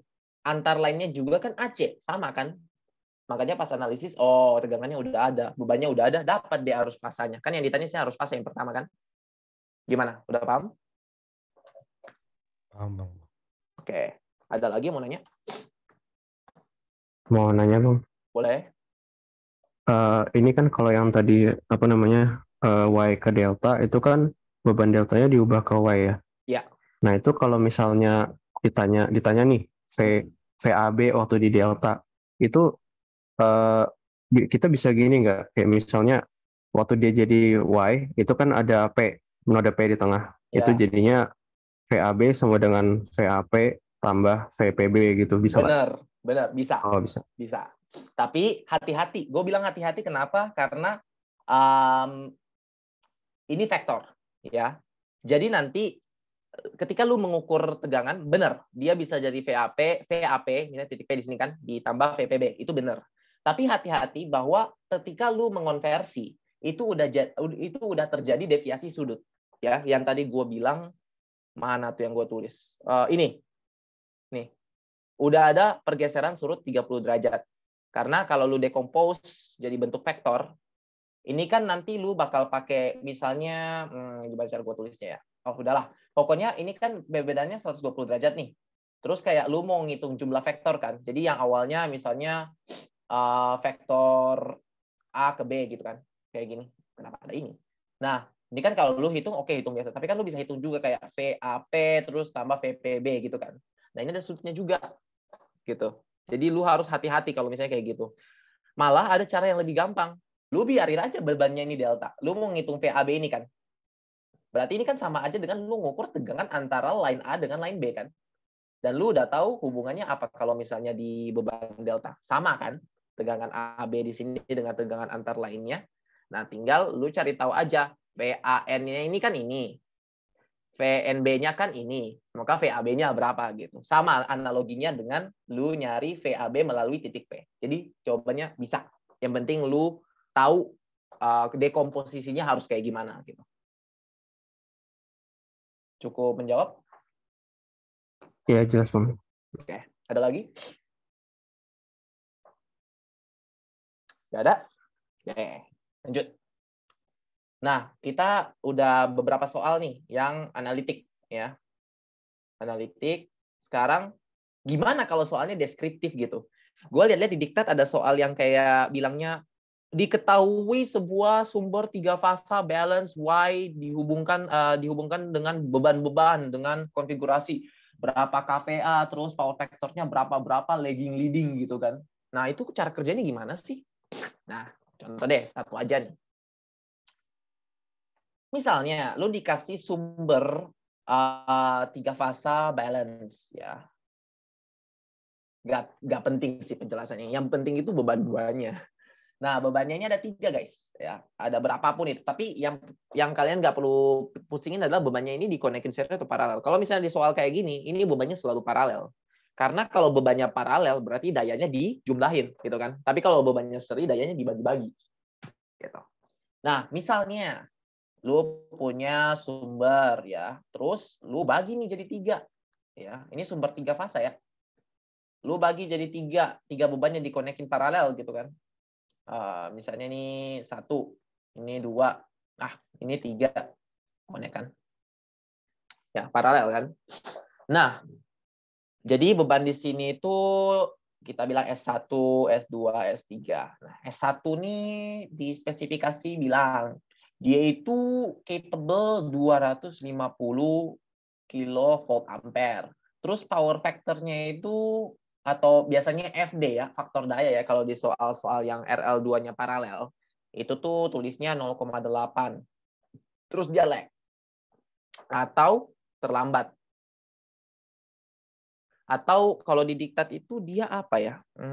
Coba gue baca diktatnya dulu. Di diktat itu tertinggal. Ya. Tertinggal. Ya, sorry, tulisan gue makin kacau. Jadi, yang kedua, itu dia 300 ya kVA. Power factor atau faktor dayanya ini sekarang 0,95 dan dia sekarang lead atau mendahului. Terus ada lagi S3. S3 ini 450 kilovolt ampere. PF-nya 1. Berarti dia unity. Kalau ditulis unity power factor, berarti dia itu PF-nya 1. Berarti dia pure resistif doang. Dia nggak ada komponen reaktifnya. Bentar, gue minum lagi. Nah, terus kalau kalian dikasih tahu daya kayak gini kan kalian misalnya mau nyari tahu arus atau mau nyari tahu tegangannya kan berarti kalian harus dikasih tahu salah satunya ya. Nah, di sini dikasih tahu nih PL lain, P antar lainnya itu 13,8 kilovolt. Nah, nilai-nilai kayak gini nih bakal sering kalian temui nanti kalau kalian lanjut di Gatrik gitu. Kayak kalau distribusi ke industri ada yang pakai 13.800 volt, terus nanti disebar ke rumah-rumah itu 220 volt, 380 volt gitu. Terus diasumsikan lagi kalau misalnya di line itu dia nggak ada hambatan-hambatannya. Jadi hambatannya itu bisa kita abaiin, negligible. Jadi dia nol. Ya, jadi kalian nggak usah pusing. Apakah ada hambatan di sini? Ternyata jawabannya nggak ada kan. Jadi ya udah, nggak usah pusing di situ. Nah, kenapa ada soal ini? Kenapa ada hambatan ini? Karena di soal biasanya nih dia bakal minta untuk nyari antara IL atau E-phase gitu kan. Jadi di sini contohnya IL-nya berapa. Terus nanti di sumbernya ini ya sumber itu power factor-nya berapa sih? Gitu.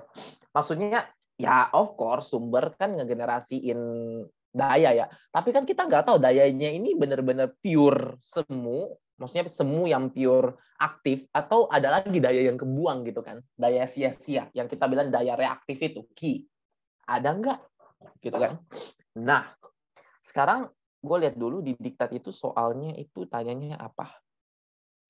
Kalau di soal itu kan ditanyanya kan itu yang pertama, sorry di diktat ya. Kalau kalian udah baca diktatnya, di nomor 2 di halaman 20. Itu tuh ditanya daya reaktifnya totalnya berapa semua. Yang kafar itu berapa semua. Nah, kalau kalian udah dikasih tahu power factor-nya, ya udah gampang gitu cara kerjanya. Terus yang kedua, kalian dikasih tahu ditanya daya kompensasi. Nah, nanti gue jelasin deh kayak kompensasi itu apa. Terus arus yang diberikan oleh general. Nanti gue bahas yang ini deh. Di diktat satu lah. Ya. Tapi kita fokus di soal ini dulu. Sekarang cara kerjanya itu gimana sih? Nah, cara kerjanya, pertama, kita bikin arus lain dulu. Kalian tahu ya, yang namanya S atau kompleks power ini, daya semu, itu kan related sama power factor-nya ya. Berarti dia itu sama dengan P dibagi dengan power factor-nya kan. Atau kalau misalnya di hubungan biasanya itu PV itu kan P per S ya, power factor. Atau cos P. Ya, sama aja.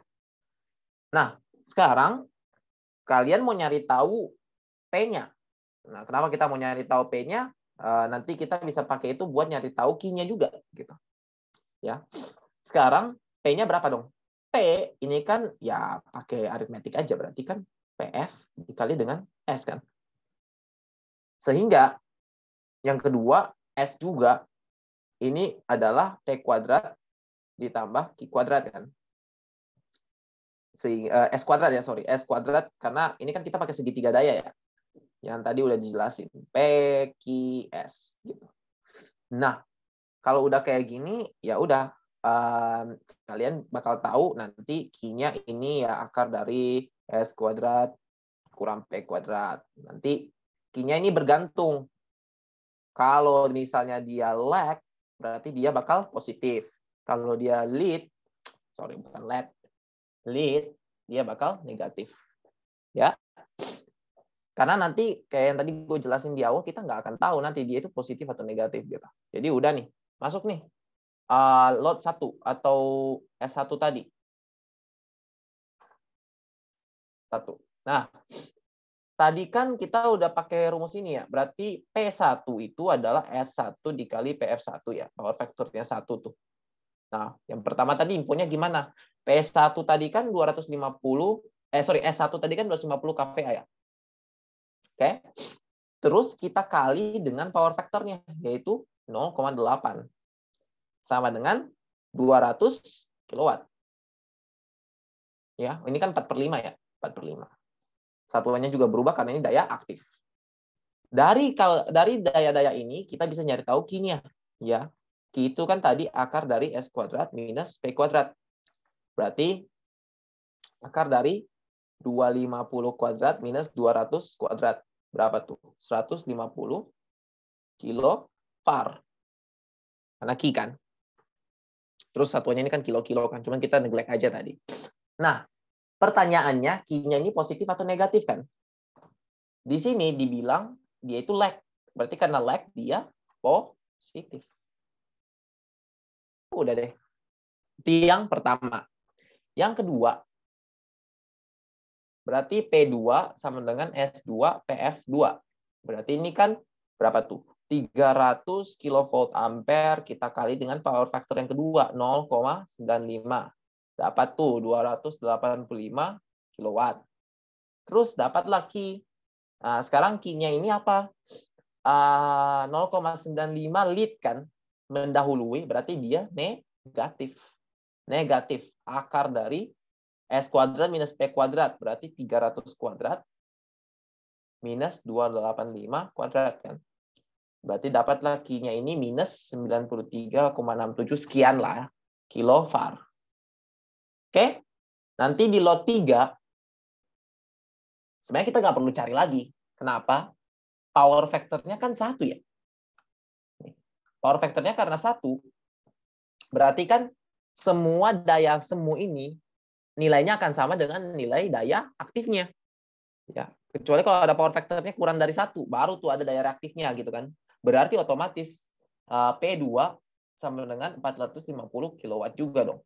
Sehingga nanti Q-nya kan akar dari 450 kuadrat minus 450 kuadratnya sama dengan 0. Oke? Dari semua itu, ya, dari semua itu, kalian sekarang bisa jumlahin total S-nya. Ya. Nah, kalau kita bicara total S di sini, mungkin intuisi pertama kalian adalah ya udah tinggal tambahin ini aja kan. Nah, the problem is kalau kalian dekomposisi jadi bentuk imajinernya, bentuk rektangulernya, kalian kan nggak tahu ya dia itu bakal lead atau lag kan, S-nya itu. Nah, oleh karena itu kita harus dekomposisi kayak gini. Walaupun prosedurnya makin panjang, tapi memang harus kayak gini. Karena kalau enggak, kita nggak akan tahu dayanya ini sebenarnya reaktifnya itu lagging atau leading gitu. Karena kalau misalnya udah ada power factor, ini pasti ada aja lagging leadingnya. Ya. Berarti sekarang total S ya tinggal jumlahin aja tuh. Total total S1 tambah S2 tambah S3 kan. Berarti S1 kan ya udah tinggal ditambahin aja nih. S1 ini dia 200 kW ditambah dengan 150 kV. Gitu kan? Berarti 200 kW ditambah J150 kV. Ini yang pertama. Yang kedua, S2-nya itu ini 285 kW ditambah J 9 minus ya, minus karena dia negatif ya. Minus J93,67 kilovar. Ditambah lagi lot 3 P-nya itu 450 ditambah J0 karena kilovarnya 0 kan. Kilovolt ampere semuanya. Sehingga nanti nilainya itu jadi 935 plus J56,33 kilovolt ampere. Nah, dari total S inilah kita bisa cari tahu arus line. Karena total S ini rumusnya juga adalah akar 3 dikali dengan V line dikali dengan I line. Ini kan I line yang mau kita cari tahu. Terus VL-nya berapa? Udah dikasih tahu di soal kan ini. 13,8 kilovolt. Sehingga I line sama dengan si 935 plus J56,33 kilovolt ampere ini kita bagi dengan PL 13,8 kilovolt akar 3. Kilo-kilo hilang kan. Kilo-kilo udah hilang, nanti kalian bakal dapat nilainya ini sekitar 39,19 ampere. Dapat tuh IL-nya. Nah, kalau kalian udah dapat IL-nya, kalian juga udah dapat ini juga ya. Kalian bisa cari tahu faktor daya di sumbernya itu gimana. Itu kan PF kan P per S ya. Ya. S totalnya kita udah tahu nih. Nih. 935 plus J 56,33. Atau nanti kalau diubah ke bentuk vektor ya berapa gitu. Terus P-nya kan 935 ya. 935. Berarti kalian akan dapat faktor dayanya ini sekitar 0,9982 gitu. Lagging atau leading, lihat nih, dia positif kan? Berarti dia lagging. Selesai. Kayak gitu. Ada pertanyaan? Kalau di diktat itu mana ya? Coba gue keluarin diktatnya dulu. Bisa nggak nih? Open in new window, nggak bisa ya? Ya udah, Sorry Bang, mau nanya. boleh. Tadi itu akar 3 dari mana Bang? Akar 3 ini asalnya dari mana ya? Rumusnya seperti itu. Ini kalau nggak salah dekomposisi dari apa? Lu ngejumlahin tiga-tiganya ini. Jadi S itu kan awalnya VI konjugat ya. Nah, kalau lu jumlahin total S-nya ini kan jadinya nanti bakal jadi 3 kalinya kan, 3 kali VI gitu kalau misalnya dia seimbang ya. Nah, seingat gua itu nanti ada dekomposisinya lagi karena ini kan lu melihat di line ya. Sehingga nanti akar 3 ini muncul. Ingat kan yang tadi hubungan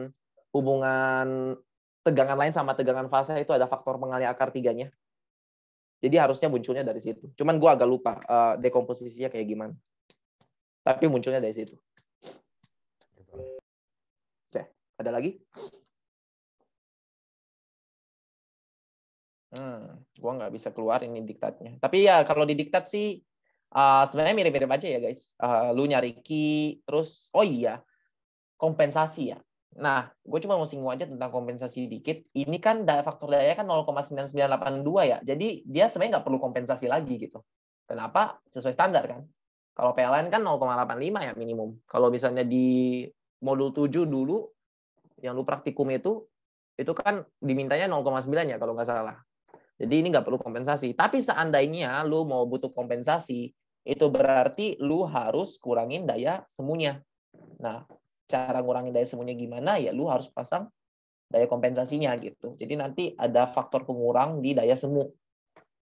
Sehingga kalau lu udah dapat, ya lu akan tahu kompensator yang harus dikasih ke sistem listriknya itu gimana. Kayak gitu. Tapi harusnya di soal UTS dari pengalaman gua nggak ada sih soal kompensasi, kecuali kalau misalnya dosennya iseng gitu ya, pengen ngadain. Dari pengalaman gua yang waktu RL2 dulu sih soalnya paling banter cuma analisis ini ya, analisis rangkaian, terus soal deskriptif ya paling banter kayak gini-gini aja, nanti dikasih tahu bebannya kayak gimana, hubungannya gimana, seimbang atau enggak, terus ditanyalah entah itu line, entah itu phase, terus nanti sumbernya PF-nya itu berapa gitu. Atau kalau ditanya kompensasi juga yang kayak di diktat itu, lihat aja caranya di diktat, caranya kayak gimana, mirip-mirip aja. Nah, yang kedua, kalau misalnya nih kita tuh ngasih kompensasi, sebenarnya ngasih kompensasi itu buat apa sih? Jadi contohnya tuh gini, ini real, ini imajinernya kan, reaktansinya. Nah contoh nih, dia bebannya itu real, pure real gitu. Jadi nanti arusnya itu I1, ya demikianlah. Tapi kalau misalnya lu ngasih real terus ada X-nya dikit nih, ya ini kan panjang vektornya bakal lebih panjang ya. Berarti ada I2 nih kan. Nah I2 ini akan lebih dari I1, ya. Nah makanya tuh dikasih kompensasi biar apa? Biar kita tuh ngurangin faktor imajinernya ini, biar ya kalau dia makin pure arusnya tuh makin turun gitu. Jadi seakan-akan arus itu nggak sia-sia ditarik dari sumber. Makanya dibilanglah tuh Q itu daya sia-sia. Nggak ada gunanya tuh Q sebenarnya. Itu cuman buat gimana komponennya kerja doang gitu. Kayak magnetismenya biar bisa bangkit atau mungkin kapasitansinya bisa kerja. Tapi itu jadi sia-sia gitu loh, karena dia itu disipasi dayanya nggak real, dan sipasi dayanya itu imajiner. Makanya gara-gara adanya hal imajiner itu ya nambah-nambah ke arusnya, padahal arusnya nggak dipakai gitu, cuman buat ngebangkitin aja. Makanya kita harus kompensasi biar arusnya itu mengecil. Jadi kayak nanti kalau rumah lu ada motor listrik tuh, nanti arus yang kepancing itu bisa kayak 10 ampere kan. Tapi ketika nanti lu pasang kompensator, entah itu kapasitor bank atau apapun itu, arus yang lu ini bisa tereduksi sampai jadi 8 ampere, 7 ampere gitu kan. Turun. Karena faktor imajiner reaktifnya ini dikurangi, dikompensasi sama apalah gitu. Jadi kalau misalnya dia kapasitif, kompensasiin sama induktif. Kan berkebalikan arah tuh. Kalau misalnya dia induktif, kompensasiin sama yang kapasitif. Nah, beban-beban di nature, di alam ini, itu paling sering ditemuinya itu induktif. Makanya kalian akan lebih sering nemuin kompensatornya itu kapasitor bank, dan lain sebagainya. Kayak gitu. Itu kalau kompensasi. Oke? Ini waktu udah jam 12 sebenarnya, dan gue tadi udah patok time limitnya itu 2 jam aja karena teman-teman dari IME ini katanya ada kegiatan gitu. Jadi ya gue nggak tahu ini mau lanjut atau gimana, tapi mungkin satu soal lagi kali ya. Satu soal ini tuh berkaitan hanya dengan apa ya? Apa nih, induktansi bersama deh, karena gue dengar ada kelas yang dapat induktansi bersama. Coba gue ambil di bawah deh.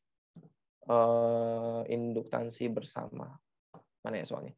Gue ambil dari buku Sadiku aja karena gue juga udah lumayan lupa soalnya kayak gimana. Misalnya gue ambil soal yang mana ya? Ini deh, 13,6. Ya, mungkin buat teman-teman yang belum dapat induktansi bersama, ya, itu tuh apa ya, induktor yang kalian pakai selama ini, kalau kalian analisis, itu tuh dianggap itu dia induktansi bersamanya itu nggak ada gitu. Padahal yang namanya induktor itu ada aja induktansi bersamanya. Makanya mengukur induktansi itu nggak sembarang, harus dijauhin dari induktansi lainnya karena akan berpengaruh. Nah, sekarang kalian akan diintroduce sama induktansi bersama, di mana ada 2 induktor nih. Dia itu lilitan kumparannya itu bisa memberi efek ke lilitan kumparan yang lain nih. Karena kan kalian lihat ada dot nih kan. Nah, nanti dot ini ngedenotasiin gitu. Lilitannya kayak gimana, behavior-nya ke induktansi yang lain kayak gimana, sehingga muncullah nih M, yaitu induktansi bersama. Nah, sekarang kalian mau ngerjain induktansi bersama. Soalnya di situ kan dibilang, jadi coil-coil atau lilitan kumparan di gambar ini nih, dia punya L1 nih, L2 ini, ya. Terus dikasih tahu tuh coupling koefisiennya, koefisien coupling. Jadi coupling itu kayak gabungannya gitu, 0,6. Kalian diminta untuk nyari tahu I1 sama V2 nih kan. Kalau V1-nya ini dikasih berapa nih? 20 cos omega T, terus I2-nya ini ya dikasih 4 sin omega T. Nah, kalau kalian notice ini kan rangkaian two port ya, mirip-mirip ya two port. Jadi kalau kalian udah praktikum two port, udah ada intuisinya lah kayak nanti kayak bakal kayak gimana gitu. Nah, ini sebenarnya analisis two port juga sih, cuma kayak lebih susah aja. Tapi tenang, soalnya nggak akan kayak gini kok di post test. Gue jamin. Nah, gimana sih cara kita ngerjain soal kayak gini? Jadi pertama tuh gini. Ceritanya nih, ini rangkaiannya kepisahkan. Gue mungkin hapus dulu kali. Large. Nah, rangkaiannya ini kan kepisah ya. Cuman dia itu jadi bergabung karena ada induktansi bersama ini. Jadi seakan-akan ada induktansi bersama yang hubungin 2 rangkaian ini gitu loh. Makanya kalau lu lihat di transformer, kenapa di sisi primer sama sisi sekundernya bisa ngegenerasiin listrik gitu? Ya karena ada couplingnya di situ. Ya. Nah, sekarang ngerjainnya tuh gimana sih? Nah, pertama kita harus cari tahu M-nya dulu nih kan.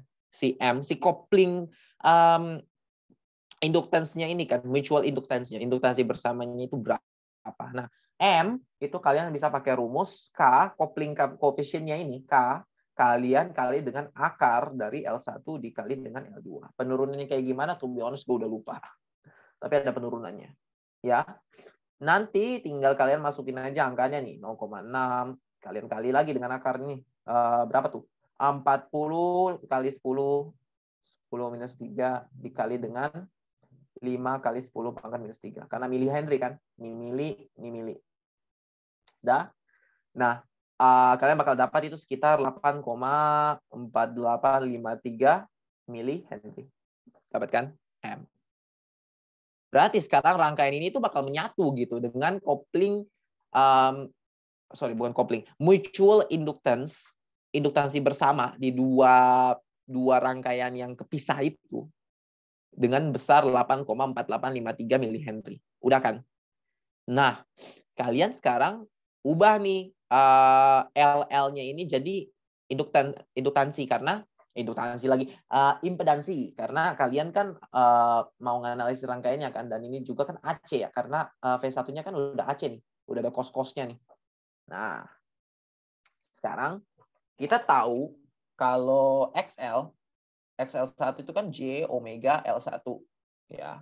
Omeganya berapa nih? 2000 kan. Berarti udah J dikali 2000 terus kalian kali dengan Berapa tuh? 40 milihenry ya.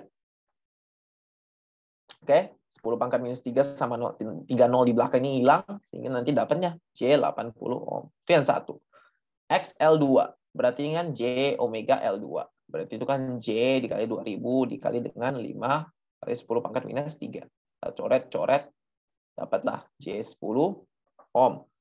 Nah, udah dapat itu, ya udah tinggal kalian nyari ZM nih. M-nya udah diketahui kan? Berarti XM itu kan J omega M.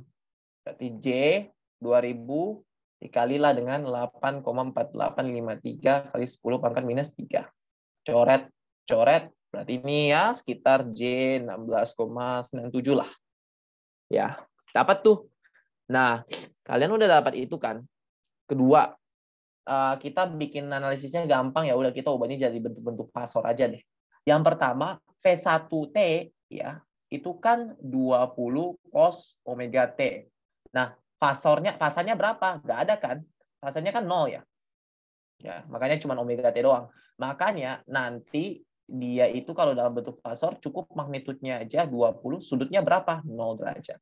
Ya, itu kalau cos. Nah, sekarang I2 itu kan 4 sin omega T ya. Kalian lihat di sini. Ini kan bukan cos ya, ini sin. Kalian harus ubah dulu jadi cos kalau kalian mau ubah ke bentuk fasor. Sin sama cos itu hubungannya apa? Ya udah, sin A sama dengan cos A minus 90 derajat kan. Berarti kan 4 cos omega T minus 90 derajat. Nah, ada sudut fasanya nih minus 90 derajat. Makanya fasornya jadi 4 sudut minus 90 derajat gitu. Udah kan? Nah, kalau gua gambar ulang sekarang rangkaiannya jadi kayak gimana nih? Rangkaiannya jadi kayak gini. 1. Oh, ini ya sama aja. Dah. 2. Ya. Jadi ada induktansi bersama di sini. J 16,97 ohm. Di sini J 10 ohm. Di sini J 80 ohm. Nah, ini dot convention-nya ada di sini. Nanti kalian pelajari aja dot convention itu apa. Kemudian dikasih tahu nih, V1 adalah 20 sudut 0 derajat volt. V2-nya kita nggak tahu. Tapi kita tahu ada I2. I2 adalah 4 sudut minus 90 derajat ampere. I1 juga di sini. Ya. Support kayak gitu. Nah, udah nih. Kalian kan disuruh nyari apa? I1 dan V2 kan yang kita nggak tahu nih kan. Nah, kita nyari I1 dulu nih. I1 tuh gimana cara nyarinya? Gampang. Kita tinggal pakai KPL. Kalau nggak salah arahnya kayak gini, terserah arahnya kayak gimana, yang penting apa namanya? Konsisten aja. Jadi kita anggap ini I1 ya. Ya. Jadi dia kan ngalir ke J80 nih. Berarti J80 terus dikali dengan I1 kan, karena harus yang kali I1 buat dapat tegangannya. Minus nih, kenapa minus? Karena dia ketemu dengan mutual inductance, dan lu lihat di dot convention-nya ada di sini kan. Berarti minus. J 16,97 dan efeknya itu adalah dari efeknya itu ada dari I2 atau loop gua salah ya, sorry. Oh, loop gua bener. Loop dia kebalik ya. Karena inductance gua agak lupa kenapa, cuman kalau misalnya kalian nemuin coupling inductance kayak gini, berarti loopnya kalau di KVL kebalik. Kalau misalnya kalian analisis mesh kan loopnya sama ya, satu arah gitu. Oke? Makanya di sini dia jadi minus. Karena arah arusnya berkebalikan dengan arah arus yang pertama. Oke? Nah, jadi setelah kalian udah dapat itu, ini kan semua hasilnya harusnya sama dengan tegangan aslinya kan, 20 sudut 0. Dah. Nah, I2 tadi, oh iya ini I2. I2 tadi kan udah ada nih. Berarti kan tinggal substitusi aja. J80 I1 minus J16,97. I2-nya tadi berapa? 4 sudut minus 90 derajat kan. Sama 20 sudut 0 derajat. Nah, tinggal I1 aja nih kan yang kalian nggak tahu. Ya udah, tinggal kalian operasiin aja operasi aritmetika seperti biasa buat dapat I1. Nanti kalian bakal dapat tuh I1-nya adalah sekitar 1,0985, sudutnya itu minus 90 derajat ampere. Nah, I1 udah dapat tuh. Ya. Tinggal kalian nyari tahu I2. V2. Nah, V2 kalian tinggal KVL di loop yang kedua ini. Ya. Jadi sama, ini kan minus ya, karena dia berkebalikan kan dot convention-nya. Kalau dia sama berarti dia bakal positif harusnya. Berarti minus J, salah tulis. Minus J 16,97 I1 tambah J 10 I2 yang ini ya, itu bakal sama dengan si V2 yang mau kita cari. I1 dan I2 udah ada kan? Ya udah tinggal substitusi. Minus J 16,97 dikali dengan 1,0985 sudut minus 90 derajat ampere. Ditambah J10 dikali 4 sudut minus 90 derajat. Yang I2 ini itu bakal sama dengan V2, sehingga kalian bakal dapat V2 ini itu nilainya sama dengan, tinggal hitung-hitung aja, 21,35. 21,358 sudutnya adalah 0 derajat. Udah deh. Berarti kalau misalnya kalian diminta untuk nyari tahu di time domain, bukan di yang ini, bukan yang di sudutnya fasor kayak gini, berarti I1 ini adalah 1,0985 cos omega T, omega kan 2000 ya, kita nggak tulis. Minus 90 derajat ampere, atau 1,0985 sin omega T. Karena dia bedanya 90 derajat, kan pakai identitas. Nah, yang kedua, berarti ini kan sama aja, gampang. 21,358 cos omega T. Selesai. Itu contoh buat mutual inductance. Gua sebenarnya pengen explain banyak, cuman karena time constraint kayaknya gue cuma bisa explain satu soal aja. Jadi buat pertanyaan-pertanyaannya nanti PC gue aja, karena gue nggak mungkin jawab lagi kalau waktunya udah mepet kayak gini. Nah, terakhir ada banyak yang belum gue jelasin kan. Jadi kalau misalnya kalian bingung nih, kalian tuh tinggal gue tulisnya kayak gini ya, Akpro IMEP TUI. Ada banyak materi yang belum dijelasin kan. Mana ya? Ini ya, Akpro IMEP TUI. Nah, di RL2 itu kan ada materi-materi Laplace juga ya, kalau nggak salah. Kalian diajarin Laplace di 2, nggak ada di sini ya, Akpro. Nah ini. Kalian juga diajarin Laplace khususnya untuk analisis rangkaian, karena di analisis rangkaian itu kan kalian juga pakai Laplace domain gitu. Gunanya buat apa? Memudahkan aja, karena sama aja gitu kan. Kalau Laplace itu kan sebenarnya kalian cuma mengubah J omega itu jadi S kan. Jadi kalian analisisnya dalam Laplace. Jadi ilmu matematika teknik yang udah kalian pelajari itu kepake gitu. Nah, di sini udah banyak video yang matematika teknik dan juga rangkaian listrik 2 kayaknya dulunya ada kalau nggak salah. Tapi kalau misalnya kalian mau belajar yang Laplace, kalian bisa refer ke beberapa video matematika teknik yang ada di sini. Contohnya yang ini, contohnya juga yang mana lagi ya? Pokoknya banyak dah. Ini ada Matek juga, ya. Ini Matek juga. Kalau nggak salah, gua asistensiin Matek 2 apa 3 kali gitu. Jadi ada gua di sini juga di situ. Ya, jadi kalian tinggal cari terus kalian pelajari aja. Di sini lengkap kok. Ya, jadi terima kasihlah ke Akpro karena udah nyediain wadah buat kalian belajar. Oke. Gua rasa 2 jam cukup ya. Jadi ini overview untuk RL2. Gua harap kalian paham lah kayak gimana nanti kerjanya. Kemudian di Jarkoman dibilang juga ini dalam tanda kutip bocoran buat post test RL. Jadi ya soalnya bakal kayak gini, tapi nggak akan sulit kok. Atau kalau mau disulitin juga nggak apa-apa. Kan beberapa dari kalian udah tutornya udah digratisin ya. Jadi kali-kali sulit lah. Nah, dari gua rasanya udah cukup. Sebelumnya gua pengen makasih buat Akpro udah ngasih kesempatan buat gua total 9 kali asistensi. Ya, jadi itu jadi portfolio yang keren banget dah buat gua dah. Kayak nggak nyangka bisa ngasistensin banyak orang. Dan buat kalian yang mau UTS, semangat ya. RL2 trust me nggak akan sesusah itu. Setelah kalian UTS, materi-materinya akan sedikit lebih mudah. Dan udah kalian pelajari di praktikum juga. Jadi ya semoga effort kalian di praktikum kemarin kebayar lah. Oke, sekian dari gua. Lebih dan kurangnya mohon maaf. Kalau kalian ada pertanyaan, PC aja. Gue balikin lagi ke floor. Momot? Oke, terima terima kasih banyak kepada Bang Gil yang telah memberikan ilmunya dan mengajar asistensi pada matkul rangkaian listrik 2 ini.